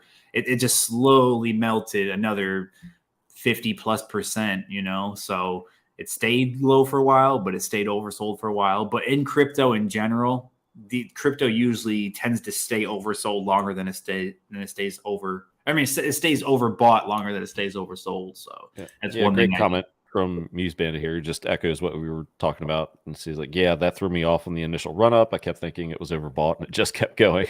But yeah, that's what happens sometimes, especially in crypto. Out of all the assets. So, yeah. There's another indicator. I guess we can look at it. I don't know what it looks like right now, but I'll pop it up. Yeah, we got time for one more. Let's look at it. I'll do this and I'll head out. It's one of my favorite ones. When I was a trader, this Ichimoku that I had was like the Ichimoku Cloud. My man Ichimoku. So let me make sure I got my settings right on here. Nope. I have my own little personal settings. If you guys want to, there's no reason to trade, but I want to explain why I got these. It's just, it worked for me, guys. Yeah, so it changes everything. So on the daily, this thing did break under. So I won't explain it. I'm just going to look at it and just see if anything pops up. But on the daily, it did break under the cloud. But the good thing is this thing has turned green for the first time, a big green for the first time since the past bull market. Well, I guess we have to go back to this ugly chart real quick. Let me throw Ichimoku on this guy. Just kind of see. Yeah, so same thing. It's under. So we are going to hit some resistance in the top side here. Of course, if you're just looking at an indicator here, but see if we got some weekly data. So the thing on the Ichimoku, this looks beautiful. This big red bear market cloud. The reason why the green cloud wasn't so thick is because price moved way too fast. The cloud could not keep up. So that's a good thing. But this nice, slow, big, fat cloud, price finally broke through it. And that's a bullish sign. That's kind of like a poor man's 200 moving average, I would say. If this thing gets above it, it's good. If it stays under it, obviously it's not good. So for what it's worth, I'll just leave it at that. The Ichimoku is looking good. On the daily, there is some resistance. But on the weekly, it's above the resistance, and you still want to hope for this touch. So if we can get that daily resistance, drag this price on sideways for a little bit, flirt with this in the weekly, while we allow this to kind of maybe touch the green cloud and move, that'd be great. And at the same time, that sideways movement can just let the price wrestle with this between the 200 moving average right here and the cloud. And then, we get that rip, the thing's going to rip and say goodbye. So I guess I'll leave it at that. Seeing the cloud reminds me of the old Trayvon streams, where he did some charting. Crypto weather. I've never seen it. I'm not gonna lie, I've never seen it. That was years ago, if memory serves. I mean, it's been so long, but yeah, so those were entertaining. Look at it. I don't even know if they even still exist out there on YouTube. But yeah, hey, who made that video with Hitler? Was that Trayvon that made the Hitler video? Oh, that I don't know. That I do not know. I don't know. I felt famous. I'm like, Jenkins made the cut. I was right for once in the video. That's awesome. Yeah, old school Trayvon is funny. Muse Bandit, that's for sure. Crypto weather. I need to find one of those streams if they still exist. So yeah. Anyway, good stuff, man. Good stuff. That was fun. I got to look at charts thoroughly. I'm glad to do it live because I haven't checked the charts in a while. So I'm glad I finally caught you too. I didn't even know it was Friday until you messaged me. I'm like, oh, it's Friday. Yeah, well, I saw you on Twitter as we were doing the show, and I was like, oh man, we got some time for charting. Let's do it right now. If I could catch him, I could catch him. Yeah, if you catch me, I'm always game. So I'm always down. I mean, I'm always down, but it's like, am I always free? That's the crazy part. But it's always good, and I'm sure we'll be back together. It's always good when we give ourselves like 6 to 8 weeks gap because we have a lot of data to kind of revisit. Yeah, at the beginning of the year was like, we did very end of 2022, then the end of January. So that was like a good time. And then, I was hoping, we get, a couple weeks ago, but whatever. It worked out fine today. And let's get this back again for another sesh, maybe in another month, or the charts will tell us, when's a good time to look at them. So it could be like, mid-May.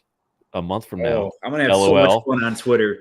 Just so you Hexicans know, like I love Hex probably more than you love Hex, and I shill Hex harder than probably everyone shills Hex. But I will troll the crap out of Hex and Richard Hart if we have some mid-May drama. I'll be the first one to stir up the controversy. So that's just what I do. That's right. Yeah, and shout out to Steph for coming on beginning of the first hour, and of course, being a good sport after Jenkins was on here too, but also, giving us, some nice insight, as to the overall, staker sphere, if you will. Yeah, not just, the bells and whistles of it, but, some of the long-term thinking that he has, and perhaps, other community members might have, and things that could be built that could be more Hex-centric. You never know. So yeah, I like Steph. I do. It's just like, it's good though. I'm glad you got us in the stream because just so he knows, like, hey, everything I troll about on Twitter, I will say to people. It's like it's right. Exactly. If you can't like actually say it to them, then don't do it. But yeah, like the people I troll, I have to physically talk to them just to say the same stuff in person, so they know, like, okay, I'm genuine about it at least. So my trolling comes from a state of mind where I'm not like, I don't have bad intentions because I'm not scared to say it. So shout out to Steph for being here. Shout out to you for getting us both on there. Oh yeah, absolutely. It's like, Hexo, if he sees Altcoin Daily one day, I look forward to him saying everything that he does on Twitter to Altcoin Daily's face. But Hexo's had me blocked for like over a year. Oh, really? Did Yeah. you what'd you do? Did you troll him on He's just price one or of the something? few. He was trolling. He was trolling when Hex was at all-time high. He wasn't trolling, but like, you know, there's just other things that were making money, and he was calling like me and like B-Roots wrecked in certain these coins and Oh, okay, gotcha. you know, that whole thing. And Can't we all just get along, guys? But you know what? Bull markets bring out, you know, the friendlier side of everyone in crypto. So I know. perhaps I just had to reciprocate the energy. I'm like, hey, if you're wrong, the same way you called us wreck when you thought you were right, I had to reciprocate it when we found out he was actually wrong, and then boom, blocked. I was like, oh, great. But it's all love. It is all every single Hexagon. It's all love. There's not a single person. Everyone has me blocked or whatever. Like, it's all love. I don't dislike anybody. I mean, it's just I just have fun, and it's like I don't know any of you guys. I mean, I feel like I kind of know you now. I spent a lot of time talking with you. I don't really know anybody on Twitter, so it's like I'm just gonna have fun. I'm just meetups, man. Yeah, I mean, I might be down. I'm just scared because I'm like I don't want people to know me, you know, in real life. Because I'm like, what happens? Wear a mask. Yeah, I got to go out in my whales only ninja mask or something. I don't know about meetups because I'm like, man, what happens if one of you guys turn evil one day and then you know too much about me? I'm like, That's why I stopped putting my camera on here. I mean, you guys know my face by now, but like I'll have an avatar of me, but I'm like, I don't really need to give people too much insight, do I? It's kind of scary. Show us the secret Jenkins algorithm indicator. Yeah. So yeah. Social media is not real life, Benny Blanco. Correct. Mudhog's got a interesting point here before we go. Big HSI is coming up around the 21st. Is Mike Tyson write this? The 21st. 21st. But now Kith. Discounts and or staking yield for those who stake Hedron and Icosa. Don't miss out. Darn right. I was about to say, yeah, people. I feel like people sleep on those auctions because you can get insane amount of hex for cheap prices. It's like somebody was in chat earlier saying, and I apologize, I missed the name, but they've gotten 900 T shares through that system. That is insanity. And Patrick Hex Lion has been on here. He's talking about that's a great way to get T shares. T shares are so coveted, and community talks about them so much. And there are tools out there like that. I think that's probably the best way to actually go about doing it. So yeah, absolutely. As long as you didn't wreck yourself and go all in on Hex and a 97% dip, it'd be kind of hard to buy those. But if you went little, stables, you stabled yourself out a little bit, you'd be maximizing in those auctions. Yeah, man. Well, good stuff, man. Well, before we go, where can everyone find you? You can't find me. How about that? If Cosmo Jenkins, I see it right there. Is that your Twitter handle? It is, I guess. You got it. I was about to say, if you want to find me bad enough, you'll find me. But if not, it's A-okay. Because like I said, if you like me now, I'm probably going to say something you don't like on Twitter, and I don't want to let you down. So I'll just save you the headache now. And chances are, if it's something you might not like, you could be trolling. So there you go. Yeah, I'll troll, but I'm always honest. I'm always going to be honest about Hex or coins that people don't like. I'll just always be honest, and I'll always make light jokes of things that people know is BS in the community when people play the politics, especially with Richard Hart's Politics of Pulse Chance, my favorite. It's like, come on. That's one thing. I'll open Twitter and I'll lose peace of mind when people are just, deriding him when he is just totally BSing everybody. I'm like, guys, I have to speak. I have to be the negative Nancy, but come on. I just feel like I'm the voice for everybody that's pissed off that's not there supporting you on Twitter. So yeah. And I think Trayvon has even gone past that, and he's just like, man, he's like, last time I saw was a couple days ago on stream, and he was like, yeah, I don't even know if this is launching anymore. That was the attitude that made. Trayvon's like legit emotional at that point, though. Shout out to him. There's no bad blood with him. I have fun with him on Twitter too, but he's like, you could tell he's legit emotional and legit mad. So like, I'm not that mad. I love Richard Hart, and I'm chilling. This Pulse Chain doesn't even need a launch ever, and I'll still be fine. But if it does, hopefully it does, it'll be great. But yeah, I don't take it that serious. I mean, it's not just Hex; it's an entire ecosystem, and that's another thing that I'm like totally curious about. Is what's a Hedron going to do? What's an Icosa going to do? It's on either chain. We got to wait for Steph and Gunther to get to eliminate themselves for 10 years. So, I mean, it's a long-term play. Sorry, guys. You guys got 10 years for Hedron. Dump it all now before the fork. Yeah, if you guys are in now, you got to wait. You have to wait till the first round of 5/5/5/5s and Hex go away, and the 10-year bonus goes away. So you better mean what you say, practice what you preach when you guys are in it for the long run. Be a wild ride. Not really, but you know what I'm saying. Yeah, no, it's all good fun. All right, man. Well, thanks for stopping by, man. It was a great, ended up being like 2 different shows there, something for everybody. Awesome. And 2 birds, 1 stone. Thanks for having me. Heck yeah, man. We'll do it again real soon. And thank you, everybody. Chat, on fire as always. Element, Hex, and everyone else. Love you guys. And we will be back in studio once more next week. And till then, cheers, everybody.